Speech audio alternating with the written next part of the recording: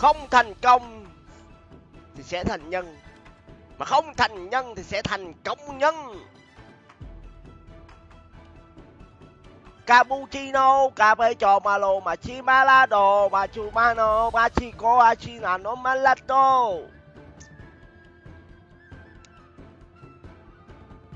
Em chào đời từ đại lộ. Em chào đời, anh chào đời từ mái lá. Chào Hào giỏi nha.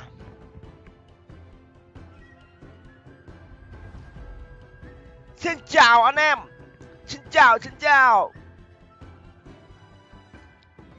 Xin chào bà con, cô bác, anh chị em. Chào Hiếu Thảo nha, chào Thắng Quách nha. Trời ơi, chờ biết nào mới lên được là chiến tướng đây. Những cày thôi. Bắt đầu đọc bình luận. Hiếu Thảo hả? Bao tay của anh gửi cho em. Hiếu Thảo bên đài. Ồ, Zalo anh trai là cái gì vậy anh trai? Gửi nhiều quá mà.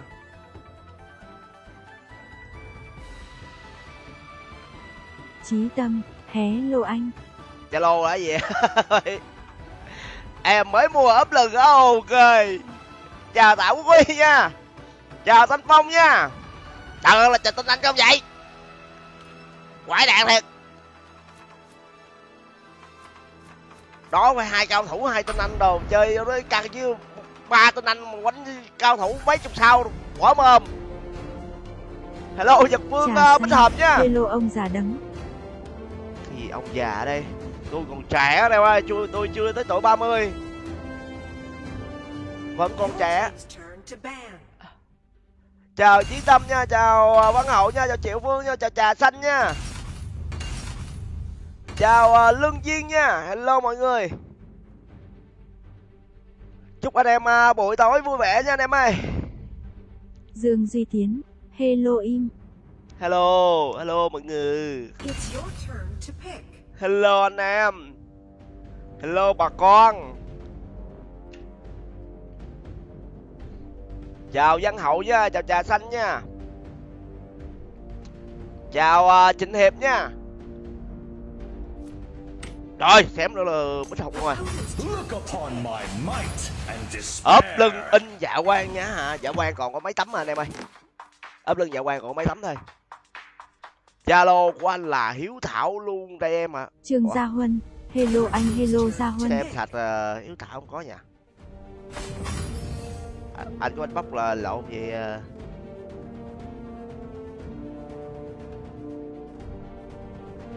Ủa có anh nào Hiếu Thảo đặt bao tay không Thư?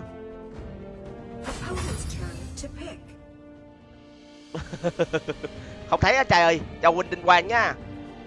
Đó đem đâu đặt hàng thằng em nhắn tin cái số Zalo bên dưới nha anh em. Nguyễn Đạt, chào nhau cái nào huynh Chào đài. Trần Đình Vũ nha, chào bà con nha. Nay ghi đu đi gần đúng rồi. Chào Lê Văn Lộc nha. Chào Nguyễn Đạt nha, chào Tạ Công Tôi nha. Chào người không phổi nha. Chào người không phổi là không thở luôn à. Ghê vậy. Buổi tối không vào chứ. Ok. Ok anh em. Ok bà con của bác anh chị em. Có quạt tản nhiệt led màu tím không anh? Này 7 màu em ơi, đây nó lên màu tím luôn rồi nè. 7 màu lận em ơi. Nó chuyển màu liên tục em ơi. Cái quạt này là quạt chuyển màu liên tục nha. Đó giờ nó chuyển sang màu xanh lá cây rồi. Giờ nó chuyển sang màu xanh lá cây, giờ nó chuyển sang màu gì đây? Ngon phết say nho. À nó chuyển sang màu hồng rồi. Cái quạt này là quạt 7 màu em ơi. Mới mua ốp lưng cực đẹp. Ok Thanh Phong của đài. Anh nhắn tin Zalo để ok anh trai. Cuối cùng cũng hết lỗi delay hả? À hết lắc rồi à. Ok ngon đó, ngon. Rồi like xe đi. Chào. À trai nhà quê hả? Trai nhà quê. Trai nhà quê gửi rồi. Ai biết. Gửi hôm qua rồi. Sắp tới rồi đó. Cái quạt 290k em ơi. Quạt 290k nha.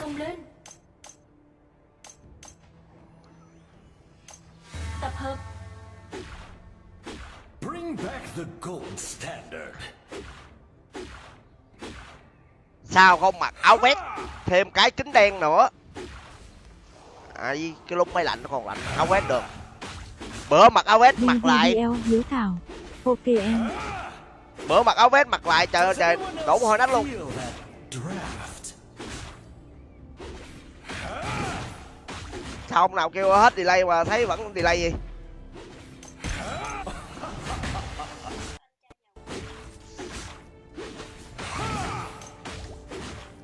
Anh có bán găng tay không? Có luôn em ơi. Bào tay game anh em ơi. Quốc Bằng. Chào huynh đài nha.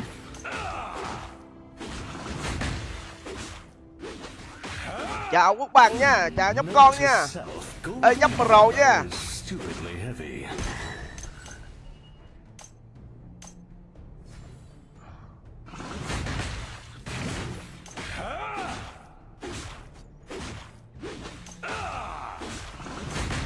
Ủa team địch nó không có rừng anh em. Pardon me Chiến and lược đang tới.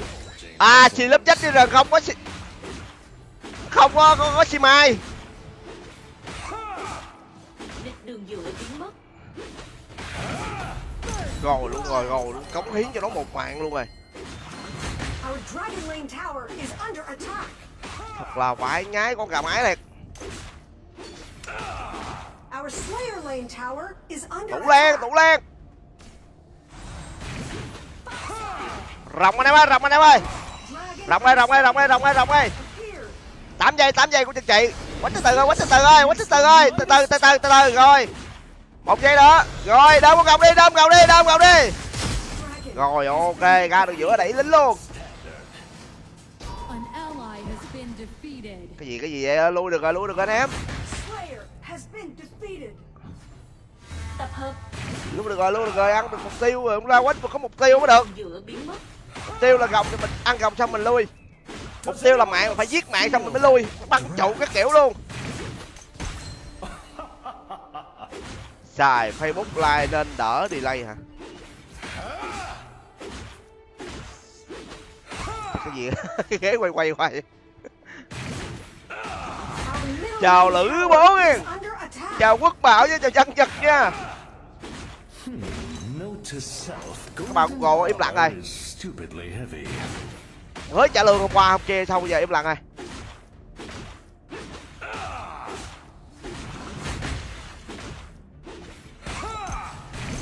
Mới trả lương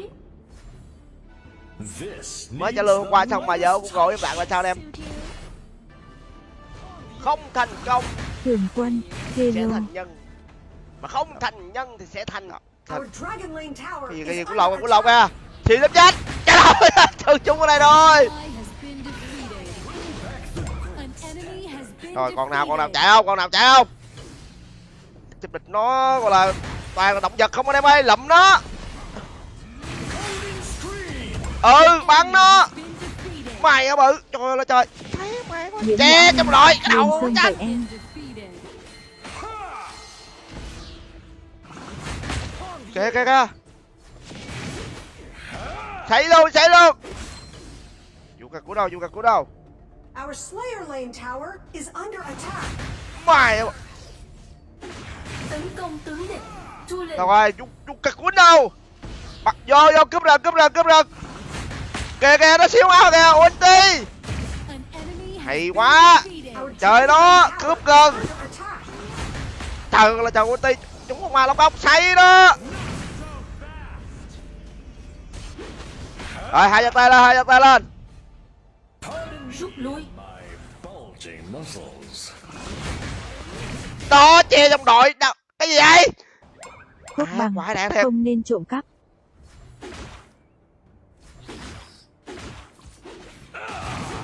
Cái gì không nên trộm cắp này, tôi có cắp đâu.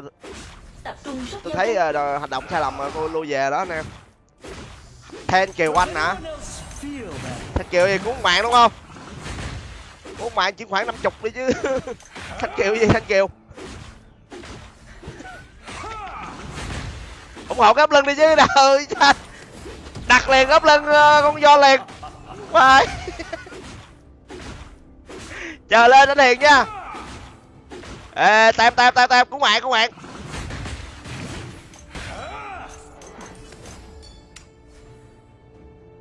Đặt liền ấp lưng hình con John Long thần sói liền. An enemy has been defeated. Cầm con này đánh giải. Stupidly heavy. An enemy Khó has game been rồi Đấng ơi à. defeated. Sao anh em là có thể xóa đi những cái có thể giúp anh em chúng ta mình giải trí anh em ạ. Defeated. Enemy double kill. Rồi những lúc gọi là chúng ta gọi là cần cái sự giải trí là anh em chơi gì? Coi TikTok à? Your team has destroyed a tower. Năng đọc à, cáo. Has been defeated. Lậm luôn rồi.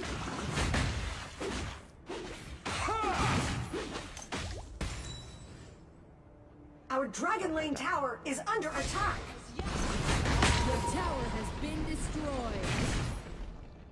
Ê, thấy mày không thôi. Sai rồi. Đôn Tang, tôi SP mà S nó cứ đi tùm luôn chán vãi xoài. Sai rồi. Có ốp iPhone 13 thường không quân đài, có luôn quân đài ơi. Been defeated. Our An middle ally lane has been tower is defeated. under An attack. ally has been defeated. iPhone 13 thường có nha. Here comes the top Chủ 1%. yếu bán hàng là chính hả? Vừa chơi game vừa bán hàng bình thường một quân đài.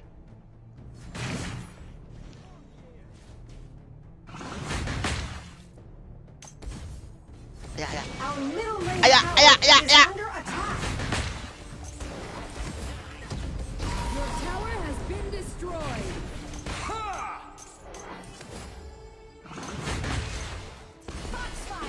Pardon me and my bulging muscles. Ây da. Quá chi là bình thường.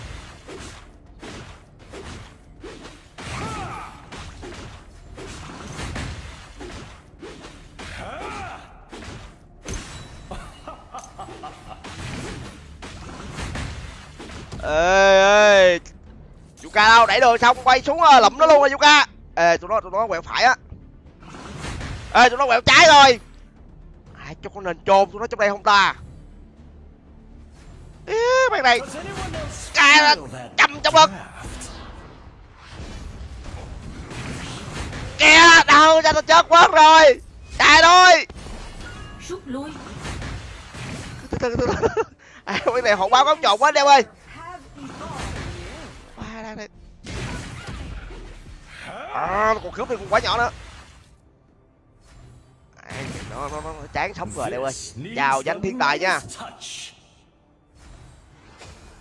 Dark Slayer has been defeated. The enemy Dark Slayer has been summoned. Your team has destroyed a tower.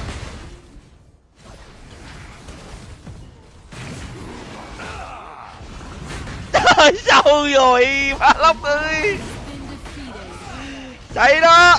Chết rồi, chạy đi. Slayer Lane tower is under attack. À, Bring back the gold standard. tàu la.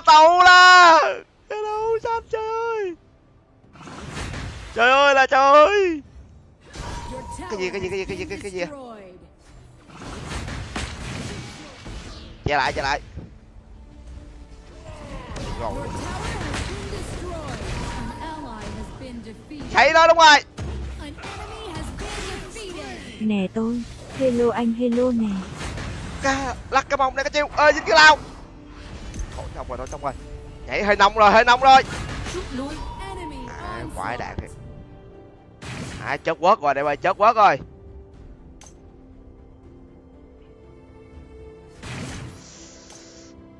Our base tower is under attack. Chớt quớt rồi, không ổn rồi, đại dương ơi, không ổn rồi. Armor is stupidly Hàng Long tới bắt trưởng đậu xanh mất hết công lực rồi.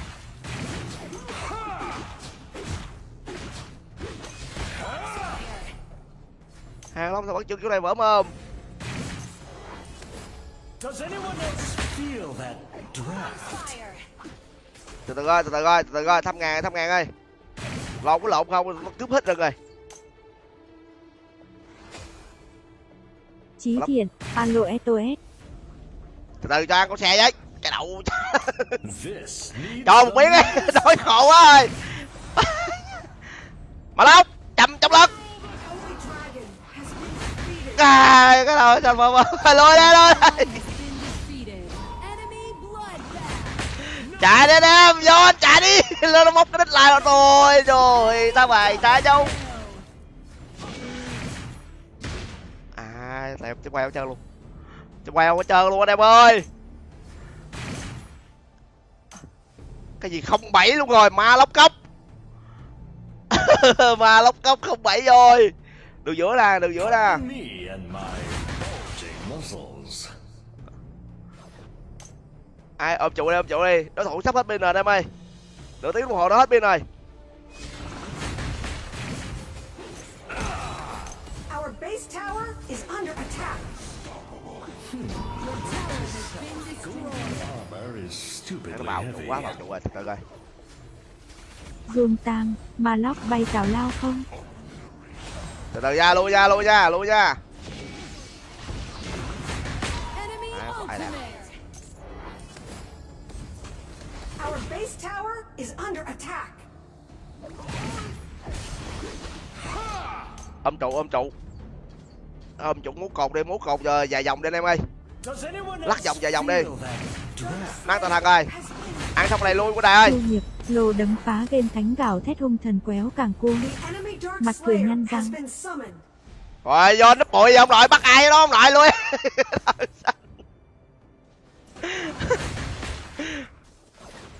Lui lui Yuka này lẹ đúng rồi. Rồi lui đừng Yuka, núp bụi cái kiểu đó Yuka ơi.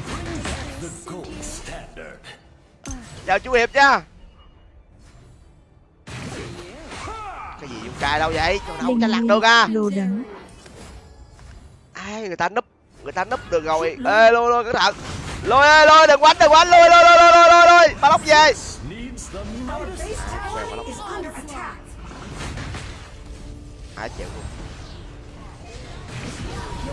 Our base Rồi, is cậu. under attack. Ai quỳ luôn anh em ơi. Enemy double kill. Ai tới này rồi chỉ có ôm trụ thôi chứ quánh gì lại cho nó hả? Shut down. Chu Hiệp, ai like mới được Google đọc VL. Quánh gì không chính luôn rồi.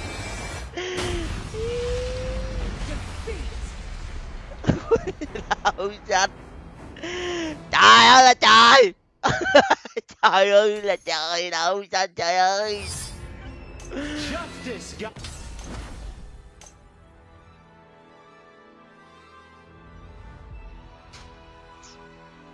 Không trách nó được anh em ạ. Không Bà trách nó được. Thiên Vũ, hello anh, hello Thiên Vũ. Không trách được. Nhỏ mới tên anh quánh vậy được rồi. Chào Thiên nhỏ nha. Chào Phước Hiếu nha.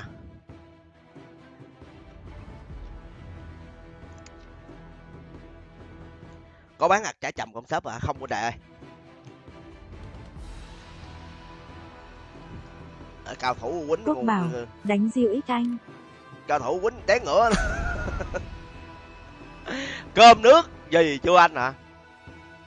Anh mới ăn 2 tô bún 3 tô cháo với lại 5 tô phở bò. Hôm nay lại điện thoại mới đâu, vẫn điện thoại cũ bình thường mà anh em. Còn đeo là gắn cái tản nhiệt thôi mọi người. Gắn cái tản nhiệt thôi. Mấy thằng team địch này quánh quá quánh rồi. Quýnh mấy con gì đâu à. Nó xanh lên cái rồi nó cướp hết gần. Đói khổ luôn. Chào Hoài Thanh nha. Your team's turn to ban. Bà Thiên Vũ, Nata đi rừng đi anh. Nhỏ tới là quánh không chính cô ok à. Chi trời.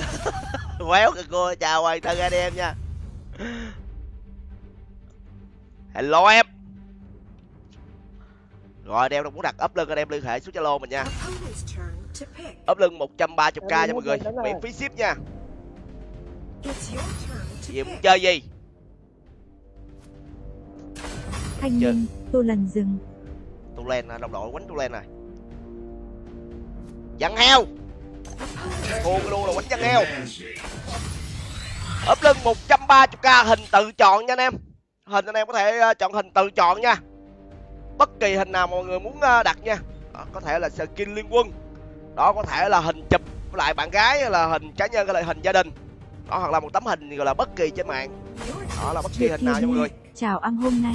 Ốp lưng là kính cường lực nha anh em, ốp lưng là kính cường lực, mặt lưng này là kính cường lực nha, chứ không phải loại thường nha. Đó, bảo đảm là so 130k miễn phí ship.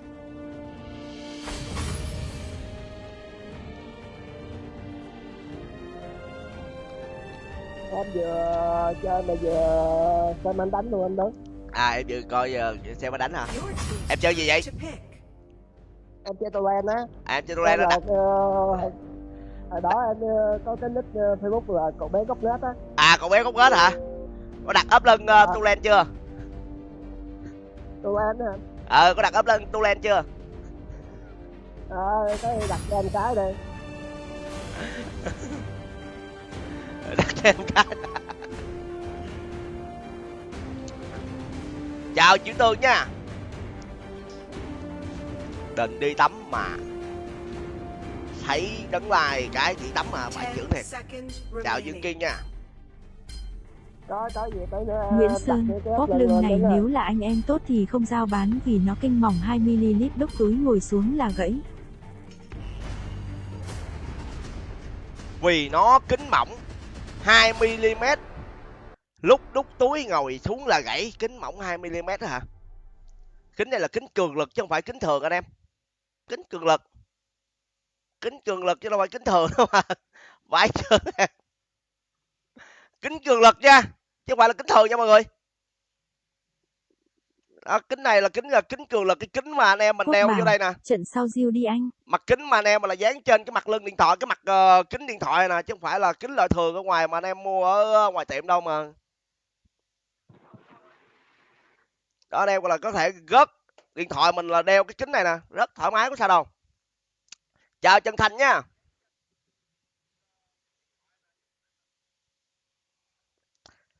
Người ta bán 50, mày bán 130. Giới nệ, chào đấng im.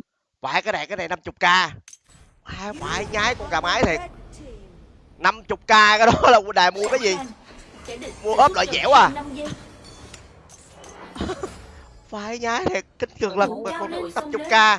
Ông thử ông ra ngoài ông dán cái kính cường lực thôi đã là bao nhiêu tiền rồi. Thử ra ngoài tiệm điện thoại dán thử cái kính cường lực coi. Đã là 50-70k rồi, đây còn thêm cái ốp lưng, thêm in hình điện thoại miễn phí ship nữa. Phải chay.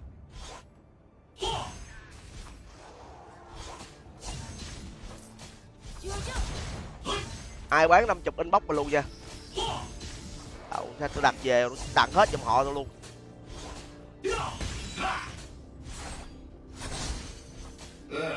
That stain is never gonna come out. Our Dragon Lane tower is under attack. Em thấy cái ốp lưng 130 là rẻ rồi đó. Anh em có thể anh em search Google thử.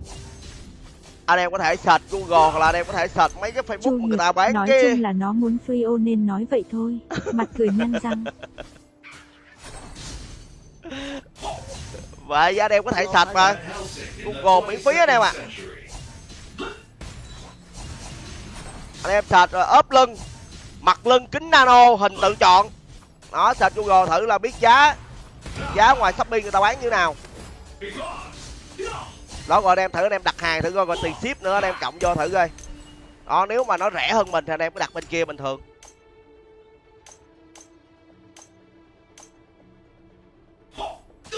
Chào sống về đêm nha. Chu Hiệp, tôi là muốn free tai nghe nhưng tình nguyện trả ship. Mặt cười lộn ruột. Từ. An enemy has been defeated. Retreat. Dragon and Slayer have appeared. Thôi phải nha. Yêu máu đi giữa đường vậy cha. Còn lo ghét đi đâu? Ai? Dragon has been defeated. An enemy has been defeated.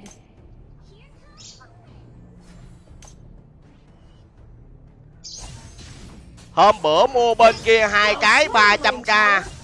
Lỡ gớt cái bay mất mẹ miếng kính con ơi.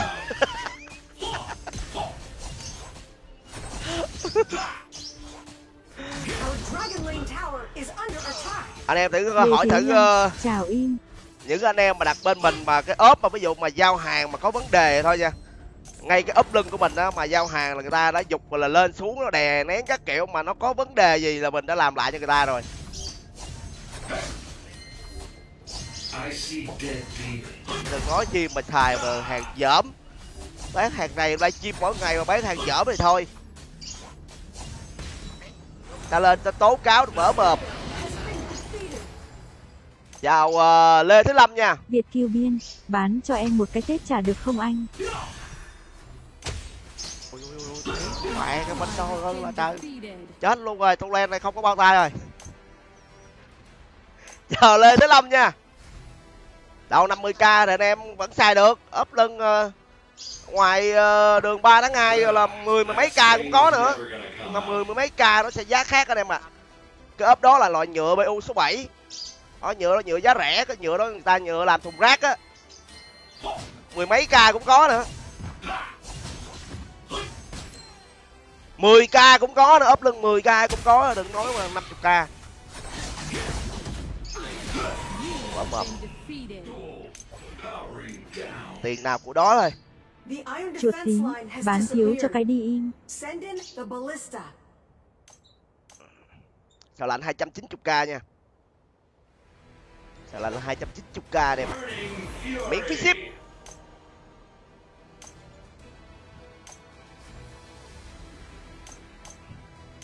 Em xin ngọc qua theo full phép, ngọc đỏ, ngọc xanh xuyên giá phép nha anh em. Tím anh em để tóc đánh tóc chạy nha. An ally has been defeated. I see dead demons. Trần Văn Thanh, xíu em xin chân. Our Slayer lane tower is under attack. An enemy has been defeated. Your tower has been destroyed. Ui, em đã gây ra bạo lỗi lầm.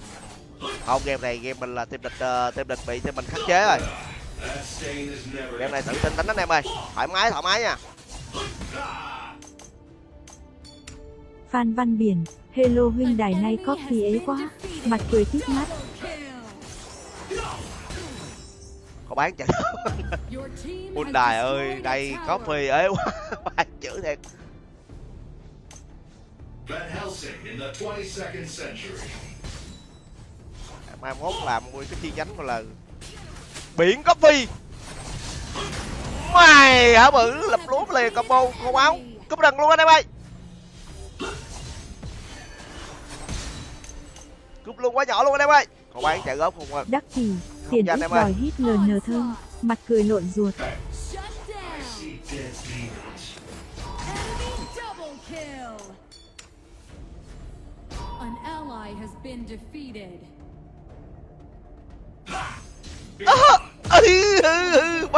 Bay. Nó kiếm con rồng, nó kiếm con rồng ở đây, nó kiếm con rồng. Làm lẹ, nhậu lẹ. Trong Nam, hay quá vậy. Dragon has been defeated.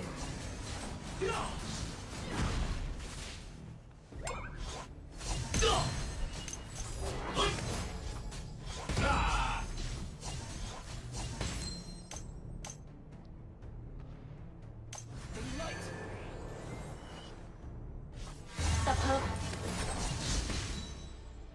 Cứ từ từ rồi. Việt Kiều Biên, trời không có khi nào mà anh buồn vậy. Buồn chưa? Buồn lúc buồn lắm chứ. Buồn cười á. Thắng thua chuyện bình thường anh em. Phải nhớ chơi game mà buồn gì. Chơi game là phải vui. Chơi game là phải vui anh em à. Cái đầu tranh lụm đó em. Cái đầu tranh. Lùi bên thi mở vào ơi. Lùi ơi. Đây. Rút lui. Dạo này cái chiêu nó cứ bị sao anh em à. Đã nghe cái mục tiêu lần trước đúng không? Là bấm 2 lần nó sẽ bắn vô người ta. Nó bắn được. Game gì dạo này không hiểu nổi luôn. Không biết bị cái Khánh gì Đảng rồi. Diên, anti hài VCS. Không biết bị cái gì rồi anh em ơi. Lệnh di chuyển không theo mặc định. Chèo luôn rồi. Đá ra là bắn trúng nó rồi, ulti là trong tầm là bắn theo mục tiêu mà kỳ vậy ta. Bắn nhấp 2 lần, ví dụ nhấp 2 lần, ví dụ lính đúng không? Nhấp 2 lần nó sẽ bắn vô lính. Phải chữ phần này nó bắn được.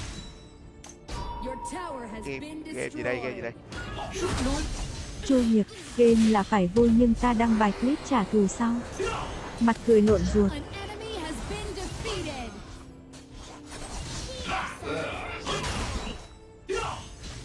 Dragon and Slayer have evolved. Ở game là phải vui chứ đã. Mình có thể là mình chơi game là không gọi là đỉnh cao, nhưng mình chơi game phải vui lên mà. Game phải vui mới được. Tiêu chí của game là chơi game phải vui. Holy Dragon has been defeated. Nhậu nó. Thấy mẹ bắt đây. Quýnh nó. Slayer has been defeated. Dark Slayer has been summoned. Chạy quá chạy, quá chạy, quá chạy rồi. Đừng có quá chạy đây mà. Gặp tôi nó chạy quá chạy đây, thấy không? Dọn đến đường rồng.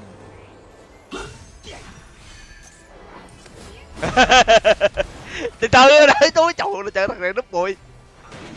An ally has been defeated. Mày á bự. You have defeated an enemy. Thấy mẹ cái bên rồi. Have been defeated. Enemy Dọn sạch đường nào. kill. Ai xu mồi không nghĩ, xu mồi không kìa. Tát. Trời ơi là trời. Trời ơi đời em là vũ ca rồi anh em ơi. Trời ơi là trời thôi. Việt kill biên, còn em chơi không lên sao là em buồn nha. Trời ơi là trời đâu tranh. Ulti. Ulti. An enemy has been defeated. Our middle lane Chào tower võ tâm is nha. under attack. Your tower has been destroyed.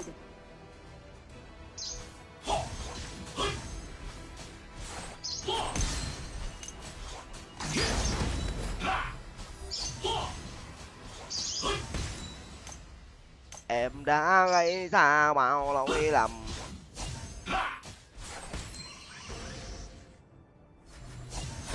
Chào huynh, xin chào huynh đài. Chào Nguyễn Hữu Đạt nha. Faster and definitely stronger. Rồi tao học. Trời ơi, xu hết máu về đây. Ê. Your team has destroyed a tower. An ally has been defeated. Rút lui. Gòn rồi luôn rồi, đi bộ luôn rồi. Ngoạn đi bánh trai. Việt anh trai, hello anh trai, yêu xương hello trai. Lo cái đó, lắm chót. Lắm. Chót. Shut down. Lắm. Chót. An Oh, enemy why? has been defeated. Ai quýnh gì đâu, quánh quá quánh rồi. Tụi nó quánh quá quánh rồi anh em ơi.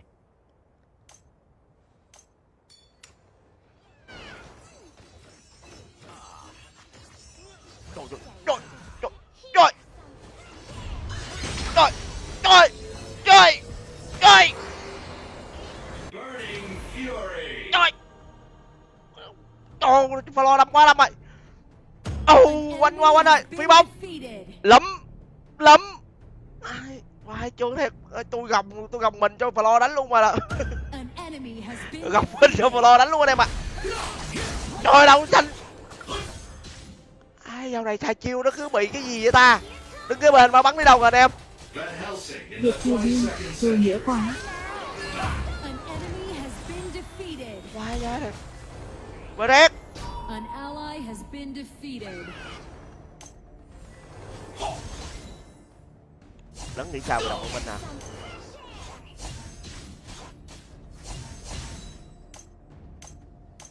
An ally has been defeated. Lấn nghĩ sao mà đồng của mình à? Faster and definitely.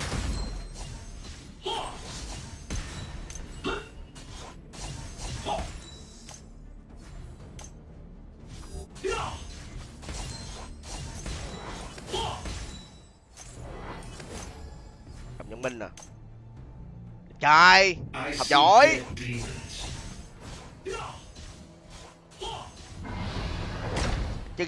Chơi game lâu lâu bóp giá đồng đội chút xíu. Còn lại ok. Ê. Slayer has been defeated. An ally has been defeated. Holy Dragon Mất con rồng mất hết rồi anh em ơi. Enemy ultimate. Ai mất hết. The enemy Dark Slayer has been summoned. Ê, Xu làm gì đây? Xu làm gì đây? That stain is never gonna come out. Xu làm trò gì đây? Xu làm trò gì?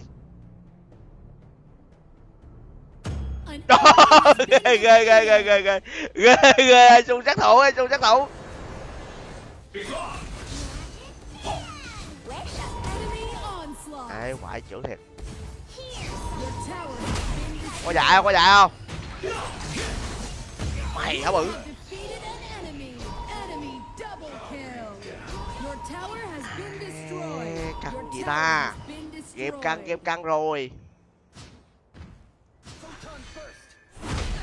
Our base tower is under attack. An Our enemy base has tower been is under defeated. attack.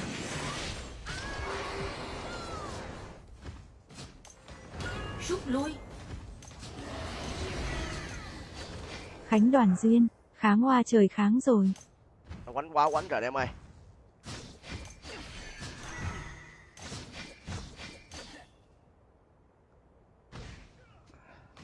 Burning Fury.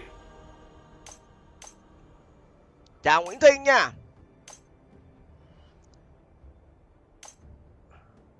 Let the dance begin.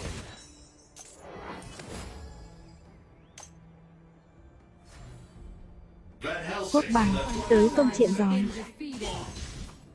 Quánh quá quánh rồi em ơi, nó quánh quá quánh rồi.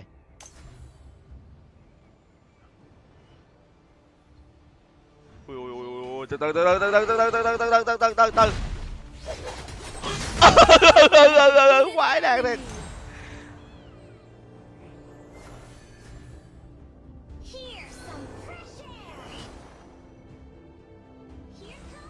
Đánh đi anh em, đánh đi, đánh đi, đánh đi. Nó mất AD, bên mình còn AD nè, lụm. Quốc bằng, hảo hán. Shut down. Lụm lụm lụm lụm. Nó Freedom. An enemy has been defeated. Mày hả bự, lụm lúa lụm lúa. Enemy ace. Dọn sạch đường nào. Infinite Slayer has appeared. Prepare. Rồi hết lính rồi, tập hợp ơi, tập hợp ơi, tập hợp tập hợp tập hợp tập hợp tập hợp. I see dead demons.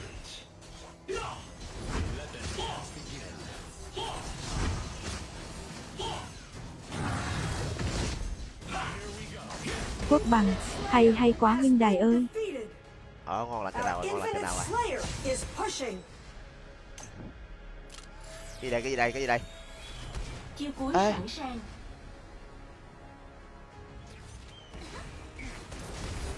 Your team has destroyed a tower. And definitely stronger. Ui, đâu sao nó móc bỏ nó kìa. Nguyễn Thiên, san không luôn. Tower. Lên luôn, lên luôn, lên luôn, lên luôn. Quên luôn, quên luôn, quên luôn. Destroyed a tower. Chuẩn bị nó đề ba vô kìa, thằng BDS chuẩn bị vô kìa. Mà lo vô đi, đúng rồi. Nó tự tin luôn, tự tin luôn. Nó quên luôn em. Gà dắt chưa. Mày hả bự. Enemy has been defeated. Double kill. Ace.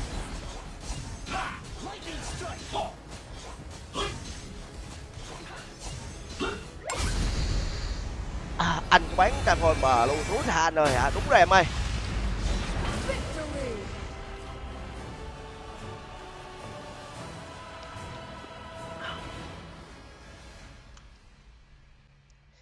Ây da, càng. Quốc bằng, hay quá huynh đài. Hey, Vô. Chào Quốc Bằng nha. Quay.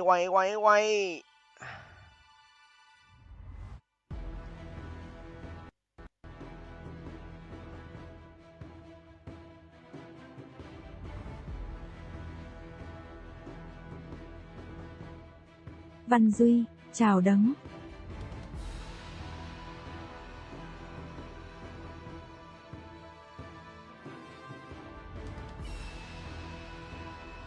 À, vô. 10 điểm về chỗ. Like là 1 lít nước là đúng rồi. Ngày uống 1 lít. Like 1 lít nữa là 2 lít. Thằng em này tên gì vậy? Em tên là Đồng Văn Minh anh trai ơi. Chào Tú Quán Bùi nha. Rồi vô. Trời, trả nợ giúp mẹ luôn, đặt tên thì ghê quá vậy. Trả nợ giúp mẹ là nhà thiếu nợ. Rồi đi làm kiếm tiền trả giùm nhà. Hay là huynh đài cờ bạc rồi nhà mới thiếu nợ.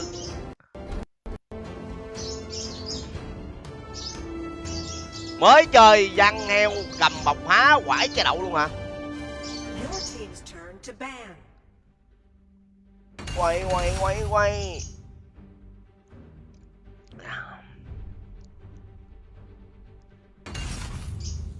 Cứ chơi rồi bị văng ra cái này là hình như là do cái điện thoại của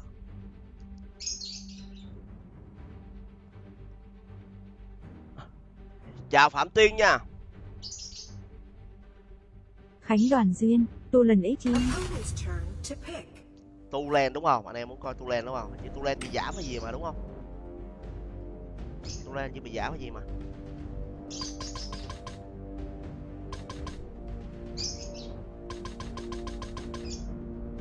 It's your turn to pick.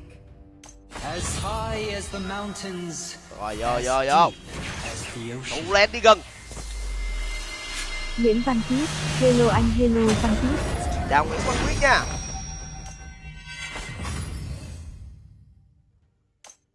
Ê, Tu Len đi gần. Your team's turn to pick. Ok anh Đức Quỳnh nha. Em có nhắn tin Zalo anh đó anh trai ơi. Em có nhắn tin Zalo cho anh rồi đó. Em cài đặt giúp anh thôi chứ chứ không phải là ấy đúng đây. Opponent's turn to pick.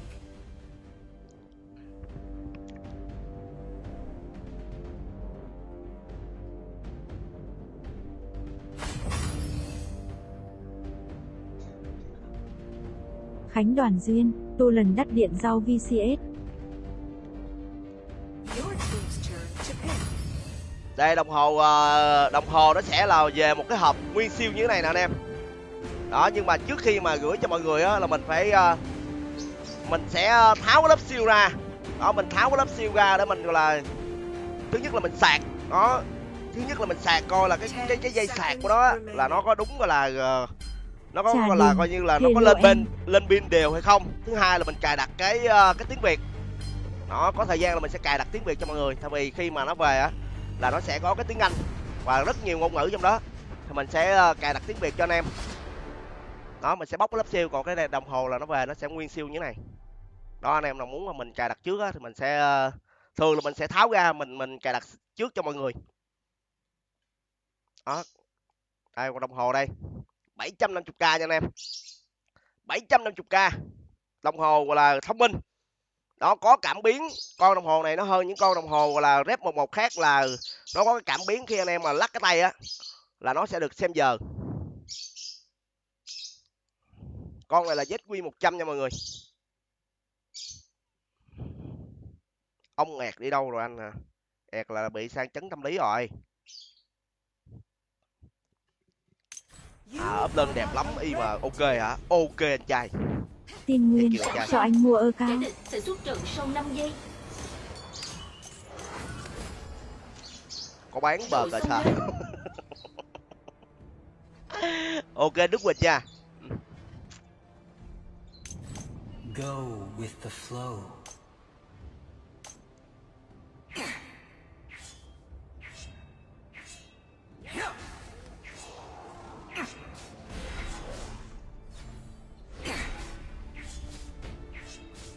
Khó trong nước còn không nha anh em ơi. I Không let trong nước my nha. sword do the talking.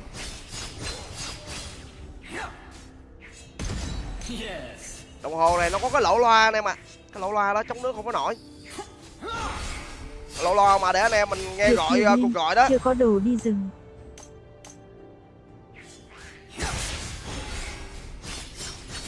Cái lỗ loa mà để anh em mình nghe gọi cuộc gọi đó thì cái nước mà vô cái lỗ loa đó là nó hư nha mọi người. The sun and the moon. Có thể là một lần thì nó không sao nhưng mà nhiều lần thì nó sẽ ảnh hưởng đến cái đồng hồ. Rút lui. Người vận chuyển, chào em. Silence is golden. Rút lui.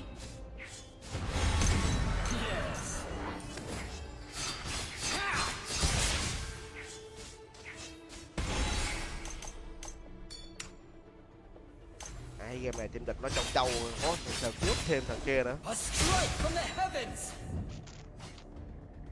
Thanh Thanh, đồng hồ chống cháy không đắng. Nothing but Không cháy ra không empty nha. words.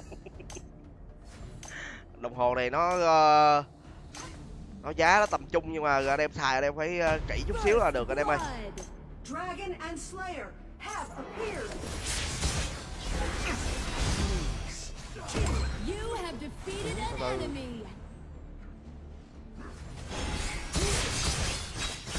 Dũng Pogba, ông ẹc đi đâu rồi anh đắng? I let my sword do the talking. Ê, cứu với. Team địch nó đánh hộ báo cáo tròn quá anh em.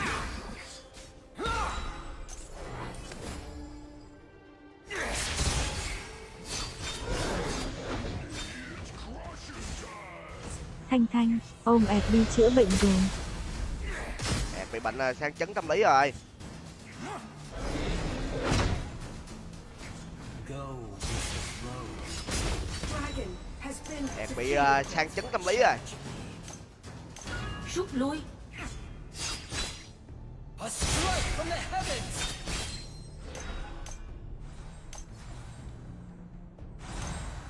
Vinh Quốc, hello Hyundai. has been defeated. Heaven and earth. Ủa, bên kia sao nó tiền The nhiều quá sun vậy trời. and the moon. This Đồng is hồ có chống my lế không ạ? home. Trời, mai đồng hồ này coi như là thu hút giới tính khác luôn nha. Mai đồng hồ này là thu hút giới tính khác nha. Rút lui.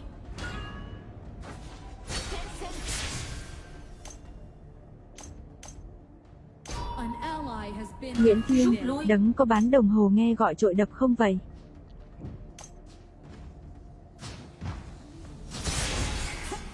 Nghe gọi được, I trời đập thì let không my nha. sword do the talking. Nghe gọi thì được, còn trời đập thì không nha anh em. The iron defense line has disappeared. Rút lui. Send in the ballista.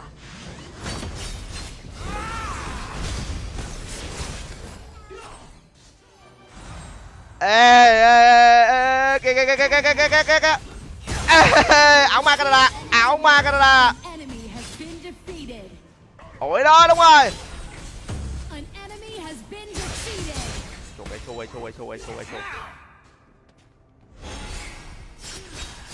Your team has destroyed a tower. Rồi, bắn hạt chén, đánh ta lóc.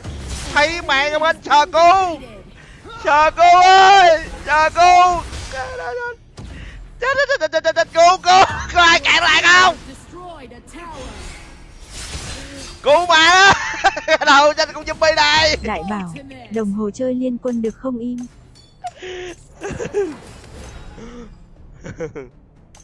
Trời Minh nha. An ally has been Cái gì mình mua đồng hồ tặng vợ 2 im ơi, vãi trưởng thiệt.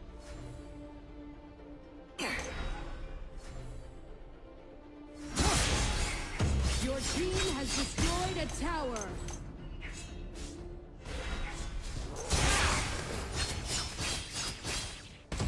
Yes.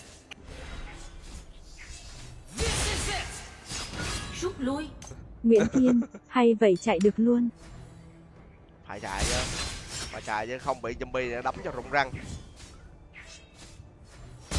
Ê, go.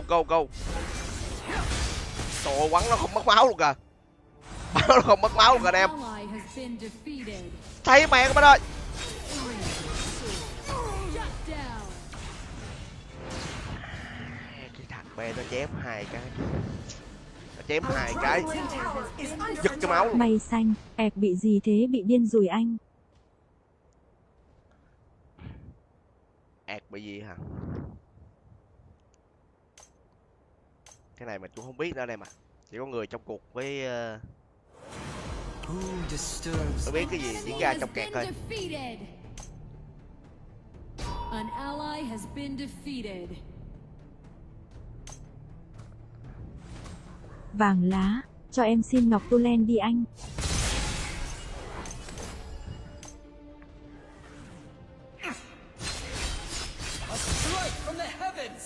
Ngọc tu la anh em để ngọc đỏ ngọc xanh xuyên giáp phép nha. Tím anh em để tóc đánh tóc chạy nha mọi người. 88 xuyên giáp phép nha. Rút lui. Đấy, có cách pháp sư thì anh em cứ để 88 xuyên giáp phép là đẹp rồi.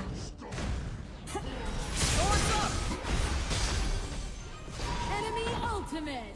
Đấy, trời ơi, quánh quá quánh rồi đây mọi người. Tem tôi như 3 phép luôn cái gì đây. Vì Alastair lên tăng à.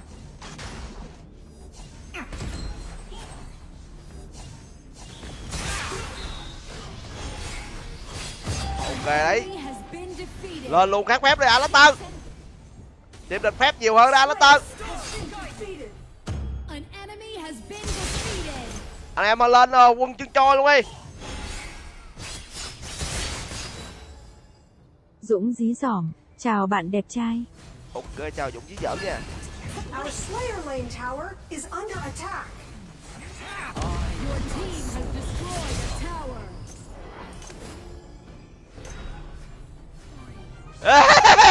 Enemy onslaught. An enemy has been defeated. Điểm định tầng ma tóc dài với lại Jimmy không? Have evolved. Điểm định tầng 3 tóc Chào dài với anh lại Đăng Jimmy không anh em ạ. Quý.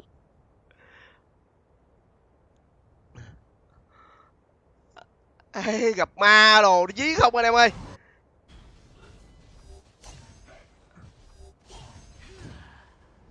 Nó chơi cái chiêu gọi là Who disturbs my Di hồn đại pháp. slumber? Đang tới. Chiêu cuối đang tới. em xin ngọc butterfly ngọc đỏ ngọc xanh công vật lý Nguyễn xuyên Thiên, giáp nha. nó rình rồi.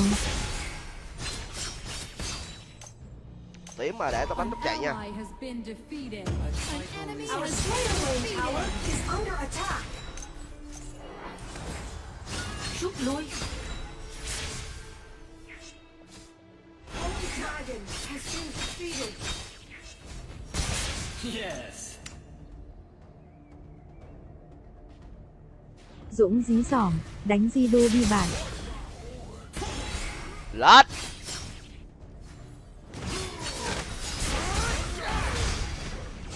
Enemy bloodbath. Đây. Thằng kia nó đây. Enemy double kill.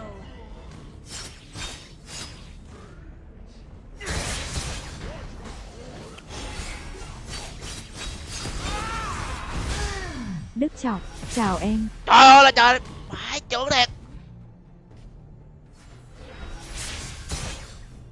Phải chưa chứ không chết chưa. Rút Chào lui. Đức Trọng ở đây. Không chết anh em ơi. Heaven and earth. The sun and the moon Tấn công tướng địch. Christine is my home. đang tới. Our middle lane tower Dũng dí is dỏm, under đẹp attack. trai đánh di đô đi.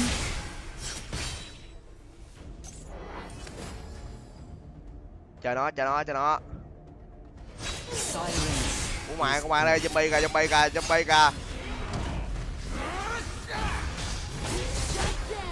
Down. Không mất máu luôn. Phải trường thiệt. Ui thằng sao cú. Rút lui. Trung Trạng Nguyễn, em chơi tu lần tệ quá. Cứ từ từ của đại.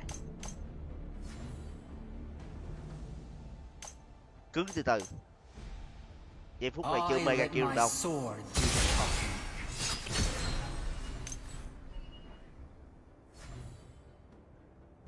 Rồi pha này mega kill nè.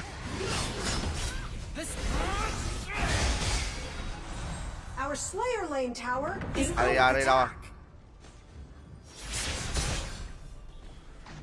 Hưởng cao lên. An enemy has Rồi, been lập nó. defeated.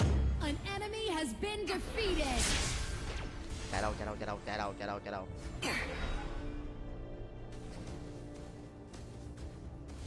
Đường Minh, Kim Châu thì lên mặt nạ may ra. Đây đang lên mặt nạ đây.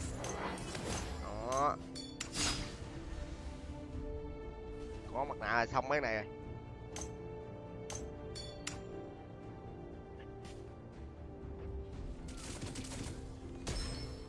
Rồi lui anh em ơi, lui anh em ơi. Lui. Go. Ê, cái đầu cho nó chém có 2 cái đi Bụi ơi. Nguyên Hoàng Anh, Hy Anh. Nó chém có 2 cái đi Bụi luôn.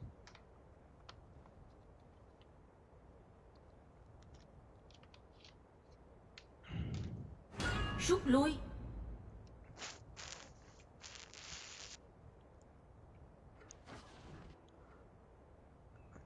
Nó quẹt cho 2 cái và gách da mặt luôn rồi.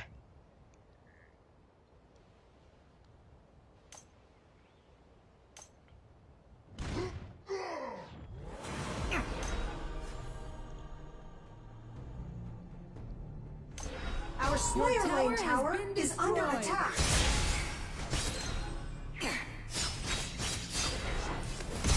Yes. À đây, à đây, đây. Xong rồi. Dũng dí dỏm, ăn tối chưa bạn đẹp trai. Kìa kìa kìa, thằng kia nó hết chiêu HP ra. is low. Back to base. Your team has destroyed a tower. An ally has been defeated. You have defeated an enemy. The stars guide me. Tiêu hết trơn rồi em ơi. Trương Linh, game giờ lát quá huynh đài đơ đơ thì vậy. Ây da. Đẩy. Từ từ giữ Chú cái đồ ý tạ lại. Seiya. Nhắm rồi. Silence is golden.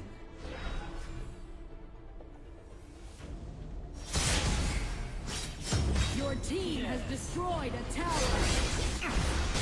Đồ nó gần xỉu luôn kìa.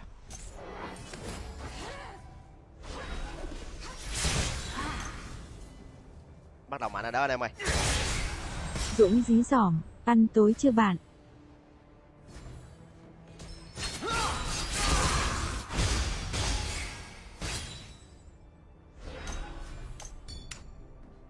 Onslaught.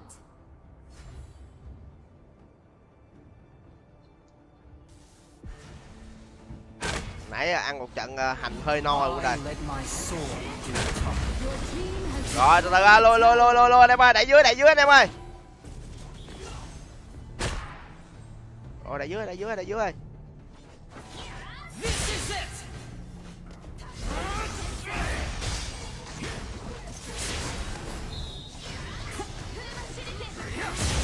ultimate. Chậu. The Đầu xanh gần stars xỉu. guide me. Đường dưới ra anh em. Back. Shut down. Dưới kìa. Lo dưới đi. Ê, đầu chặt lại cái gì đây. Your team has destroyed a tower. Rút lui. Quay lui đi ơi.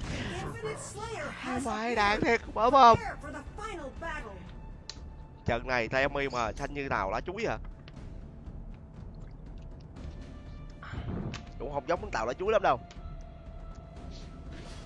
Bảo Có vệ mình với lại nhân với Ari à. À, Có mình Ari anh em ơi.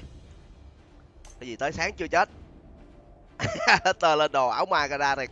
Ê ra thằng kìa bò ơi. Chú ý Seiya.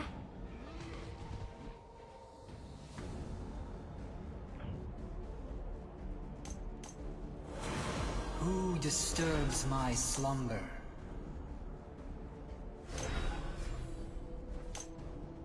Nó bắn một viên Dũng một. dí dỏm, ăn cơm buổi tối chưa bạn yêu.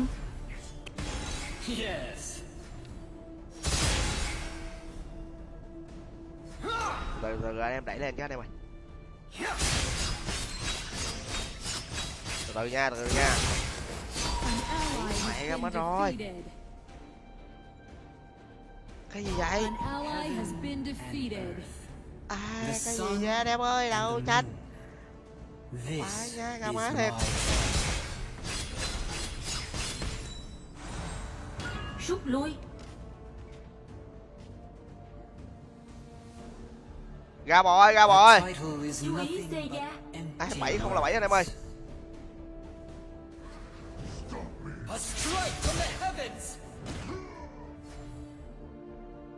Một thế. Infinite Slayer has been defeated.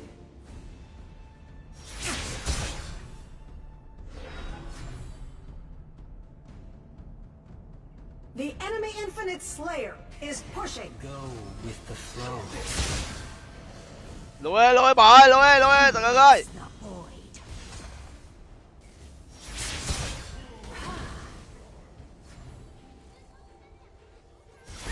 Our middle lane tower is under attack.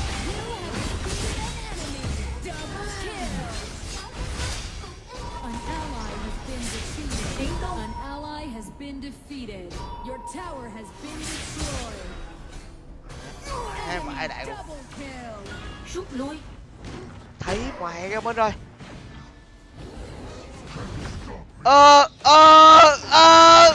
Cái đầu tranh mở mồm. Hé nhiều anh. Your tower has been destroyed. Còn mỗi anh Tô Văn Gô. Our base tower is under Executed. Ai Gô ơi, làm gì đi đừng Gô ơi, ra cản nó Gô ơi. Đừng có cho tà thần vô Gô ơi, đừng quanh nó. Shut down.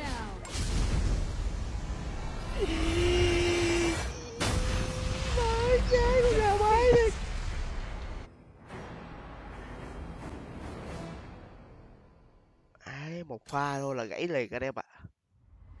Hoài Blue, chị Google đâu rồi anh? Ai một pha thôi là gãy liền.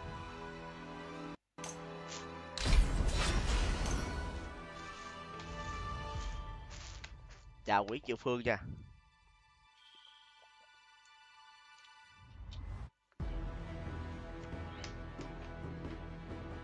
Anh ơi em có con tướng mới chơi cho em coi sờ kinh thử. Giang Văn Hiển, TV anh ơi.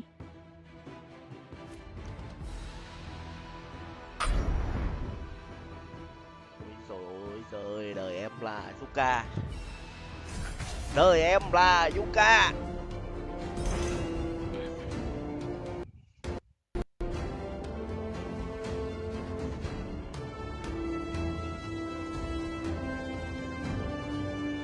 your team's Bao turn gian, to ban. thông tin mới ra chưa anh ơi? Lúc này đẩy đường trên là ngon rồi, nó không dám ăn kinh công. Sau cái đó là mình câu cho tụi nó về thôi. Tụi nó giết được người là nó ăn được rồi. Hồi nãy đẩy đường trên mà team mình không chết á là lụm kinh công dễ luôn anh em ạ. Opponent's Mà team mình chết là nó lụm chắc. Nó chỉ cần cho một thằng về thôi là coi như là mình đẩy đường trên đâu có sao đâu. Nhưng mà hồi nãy mà team mình không chết á, mà mình xuống kinh công á, team nó một thằng về là mình lợi. Mà bị chết bắt lẻ là thua.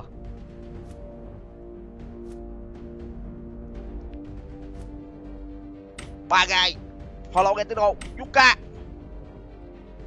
opponent's turn to Lấy đức báo đức, lấy thẳng bảo quán. Chào Hậu Sơn nha.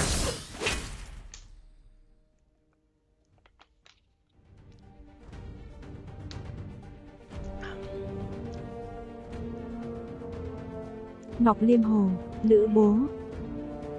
your team's turn to pick. Lữ bố à. Opponent's turn to Đây cái pick. con này nó có cái tướng đi mà mình chưa cài. Lấy đức báo đức. Cho nó các bạn chạy. Cho nó các bạn chạy đến gần. Chào Cam Vinh Hoàng nha. Sao không chịu dân hả? Your team's turn Của Đà là to phái pick. chịu dân đúng không? Giang Văn Hiển, trận sau TV nha anh.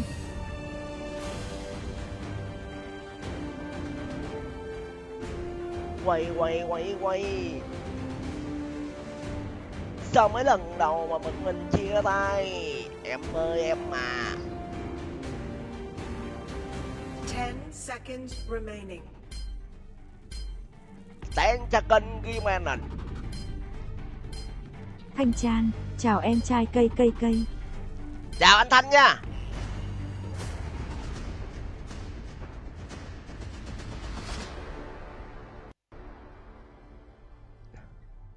có gắn lên mà cái hình mình chụp cho mình làm đẹp không anh hả?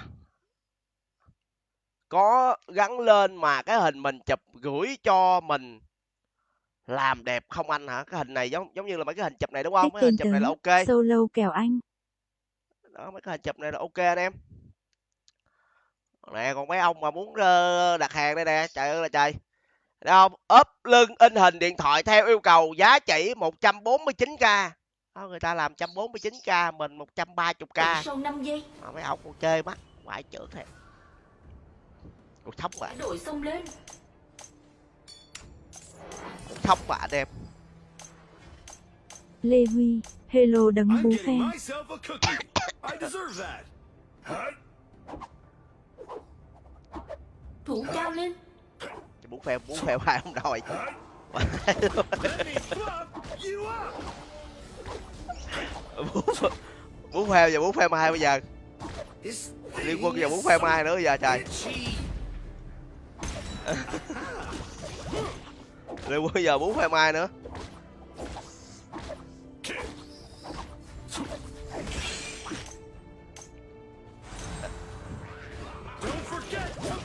Bữa 180k, 180k là dạ quang của Đại ơi, mà giờ hết dạ quang rồi của Đại ơi.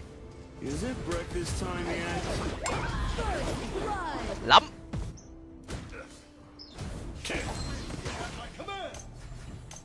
Dạ quang là 170k chứ không phải 180k nữa. 170k. Nó có Vân Kim Cương đó 200k. Đó nhưng mà giờ sắp hết dạ quang rồi. Còn có mấy tờ rồi. Thanh Chan, em làm cho anh một ốp nữa em trai ơi. HP is low. Back to base. Cái nữa à. Hết dạ quang. Còn 1-2 cái dạ quang nha anh trai.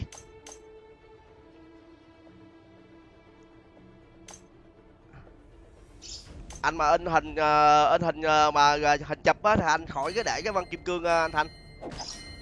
Our Dragon Lane Chụp Tower để cái hình is kia under cho nó attack. khỏi bị che mặt á. I deserve Khang that. Nguyên, không chơi judo. Chào Khang Nguyễn nha. Dragon and Slayer have appeared. Đây Du Bà Ca. Du Bà Ca. Da bà cu. Da bà cu. Cặp cái đít mà lên. Kêu ba đâu. Nhấc cái tất giác. Quẹt nó cái thôi. Enemy has been defeated. Nó ô sực ghê liền. Rút lui. À nó làm đồ làm băng heo à. À Thành muốn làm băng heo à. An enemy has Băng heo been vũ khí tối thượng à. defeated. Our An Dragon enemy Lane has Tower been is under defeated. attack. Làm giống có chiếu chiếu giống hôm bữa luôn hả anh Thành? Hay là khỏi chiếu chiếu anh Thành? Executed. Thích tên tớ, anh biết múa floor không? Anh muốn vào lò biết múa là ghê lắm. Our middle Phải một lane chút xíu à. tower is under attack. Twinkle little star. Our Dragon Lane Tower is under attack. Lui được.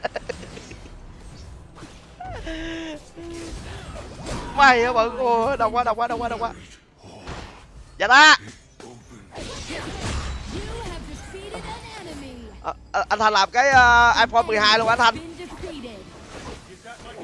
An ally has been Our defeated. Slayer Lane Tower is under attack. Ai quả chủ nhất cái tóc xét. An Nguyễn, đi bộ nhặt hoa là đẹp trời chứ đấng toàn lết nhặt hoa. 170k đúng rồi, 170k của đây. Dạ quang là 170k. Đó, còn không dạ quang là Đạo tự nhiên. 130k.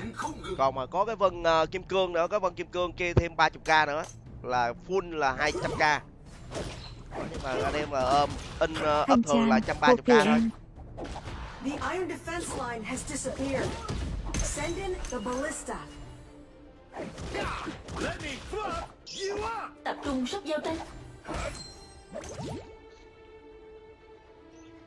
Thủ Dạ cao quang lên. còn mấy tờ rồi đây mà. Nên là giờ làm cái hả? You have defeated an Hết luôn rồi, hết enemy. dạ quang luôn hả? Đó giờ còn loại giờ còn loại 130k không à? Tích tên tớ, anh danh gì dạ? I'm getting myself a cookie. Chiều cuối chưa hồi. Ủa anh thấy còn mấy tờ trên đó mà. An enemy has been defeated.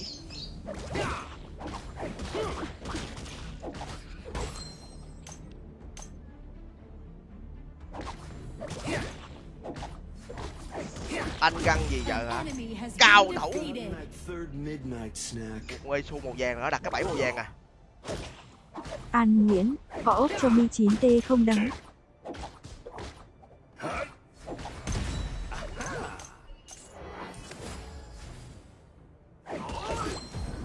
Our Slayer lane tower is under attack. Có ốp cho mi 9T không? Ủa mi 9T còn không Thư? HP is low. Back to base. Đây rồi, kèo thấp. Chăm trong lưng. Tích tên ứng, em đánh mãi không lên được cao Cái đó thủ. ra từng lại.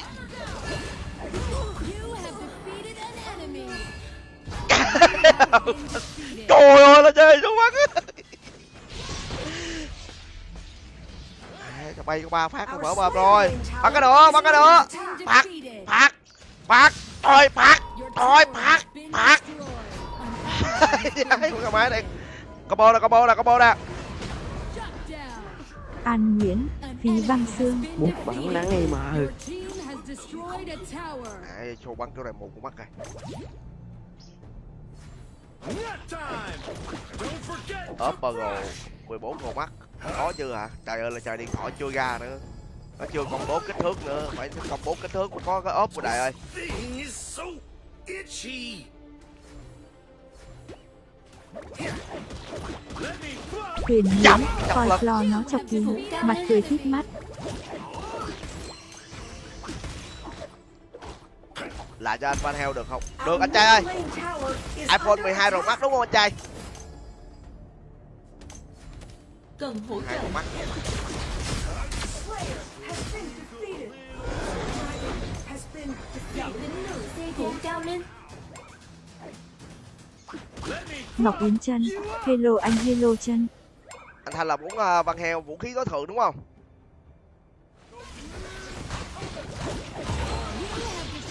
Chầm trọng lực quánh rồi. An ally has been Ngồi luôn đó, defeated. đừng dưới. Một chưa hồi. Để tôi lậm này, để tôi lậm này. Này sống với tôi à, mày sống tao chôn mày ở đây luôn. Your tower has been destroyed. Chầm trọng lực. Ồ nó chết chắc rồi. An Trời enemy ơi, has trời. been defeated. Tích tên tớ, hộ em trận đi. Thủ Chính thức cao lên. là ốp và quen là hết rồi nha anh em ơi. Giờ là còn ốp bình thường thôi nha. Thành là cái cuối cùng rồi đó. Tờ giấy cuối cùng và quen cuối cùng. Đang tới. Our Dragon lane tower is under attack. Còn ốp 130k. 130k là ok nha mọi người. iPhone 16 đặt trước luôn hả? This thing is so Dragon and Slayer itchy. have evolved. iPhone 4 à? Không anh em ơi. iPhone 5 trở lên anh em ơi. Hoàng Sơn, suýt nữa gấu bông bệnh viện trả về, mặt cười thích mắt. Thủ cao lên. Đang tới. Don't forget to brush. Dark Slayer has been defeated. The enemy Dark Slayer has been summoned.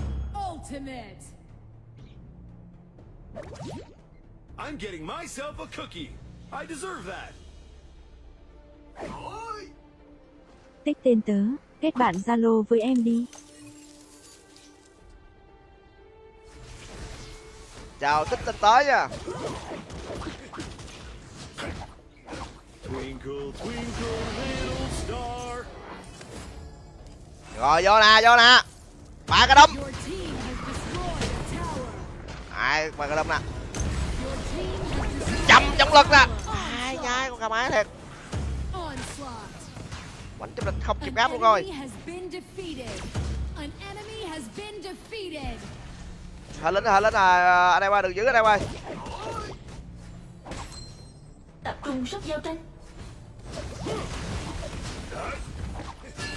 Your team has destroyed a tower. Ace. Thing is so An itchy. enemy has been defeated. Your Your team has Trụ destroyed a kịp tower. không? Trụ kịp không? Không kịp rồi. Lui. Rút lui. Lui Bình anh em Quốc, ơi. 13 Pro Max chắc có chứ. 13 Pro Max có nha anh em ơi. Should have gotten that Our third Dragon Lane wing tower is sooner. under attack. Your tower has been destroyed. Let me fluff you up. Ok Quang Anh nha. Thủ cao lên. And rolling. Ok chúng mình. Nap time. Aha. Don't forget to brush.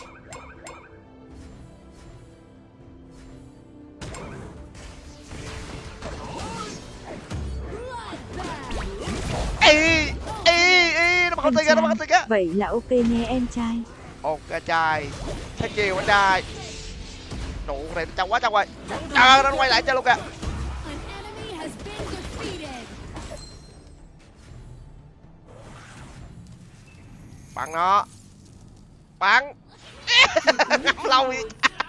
Twinkle, twinkle. Ngắm vậy. Xì cơ, có ốp Vivo i33s không? Ốp Vivo i33s hả? Để mình chết thử coi. Your team has destroyed a tower. An ally has been defeated. Cái nào chết. Ngắm nữa.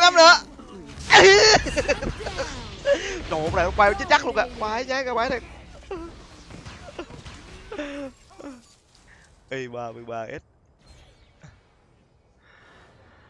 Ôi 19 giây. Trời 31 11 quánh quá quánh rồi. Hai bên quánh quá quánh rồi em ơi. Ngắm nó muốn gặn muốn lòi phèo luôn. Thủ cao lên. i33s còn của đây, Vivo i33s còn nha. Thủ cao lên. Buôn bán gì thôi tính ra có một thể loại thôi của đây. Phụ kiện điện thoại. Tính ra chỉ có một thể loại thôi. Chứ không phải nhiều thể loại đâu. Nhiều mặt hàng thì đúng nhưng mà có một thể loại là phụ kiện điện thoại. So itchy.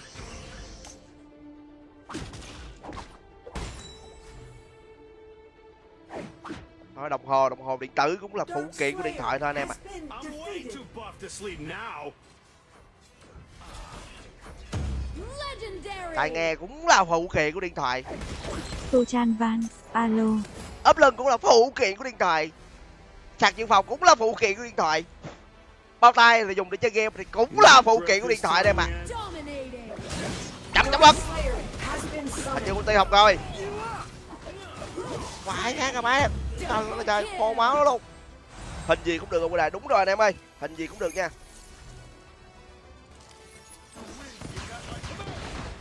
Tô Chan Van, có bàn si kê không? Không nha, trời ơi mà trời.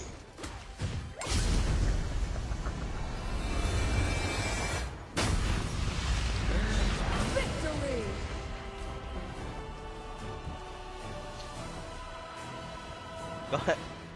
Tôi phải di rồi đi bán tầm bậy tầm bạ.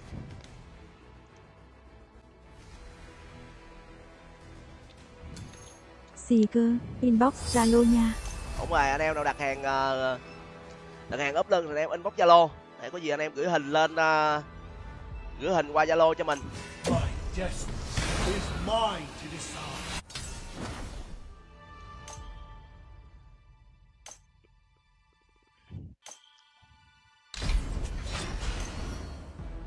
Rồi, giờ anh em ơi. Đó còn anh Nguyễn em Bảo nào kêu Yên, mình sắp lên 30 sao rồi. còn anh em nào kêu mình bán mắt nè, đang thấy không? Trên mạng người ta bán nè, trang web người ta là bán 149k.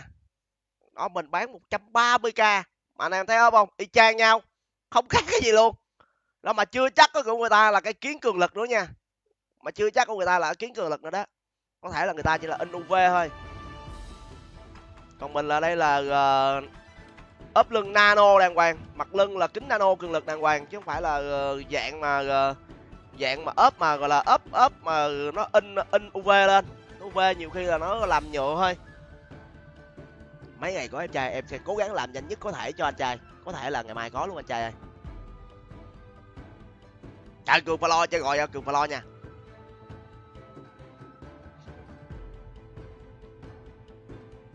Cường Palo chơi gọi nha. Caesar, check tin nhắn anh.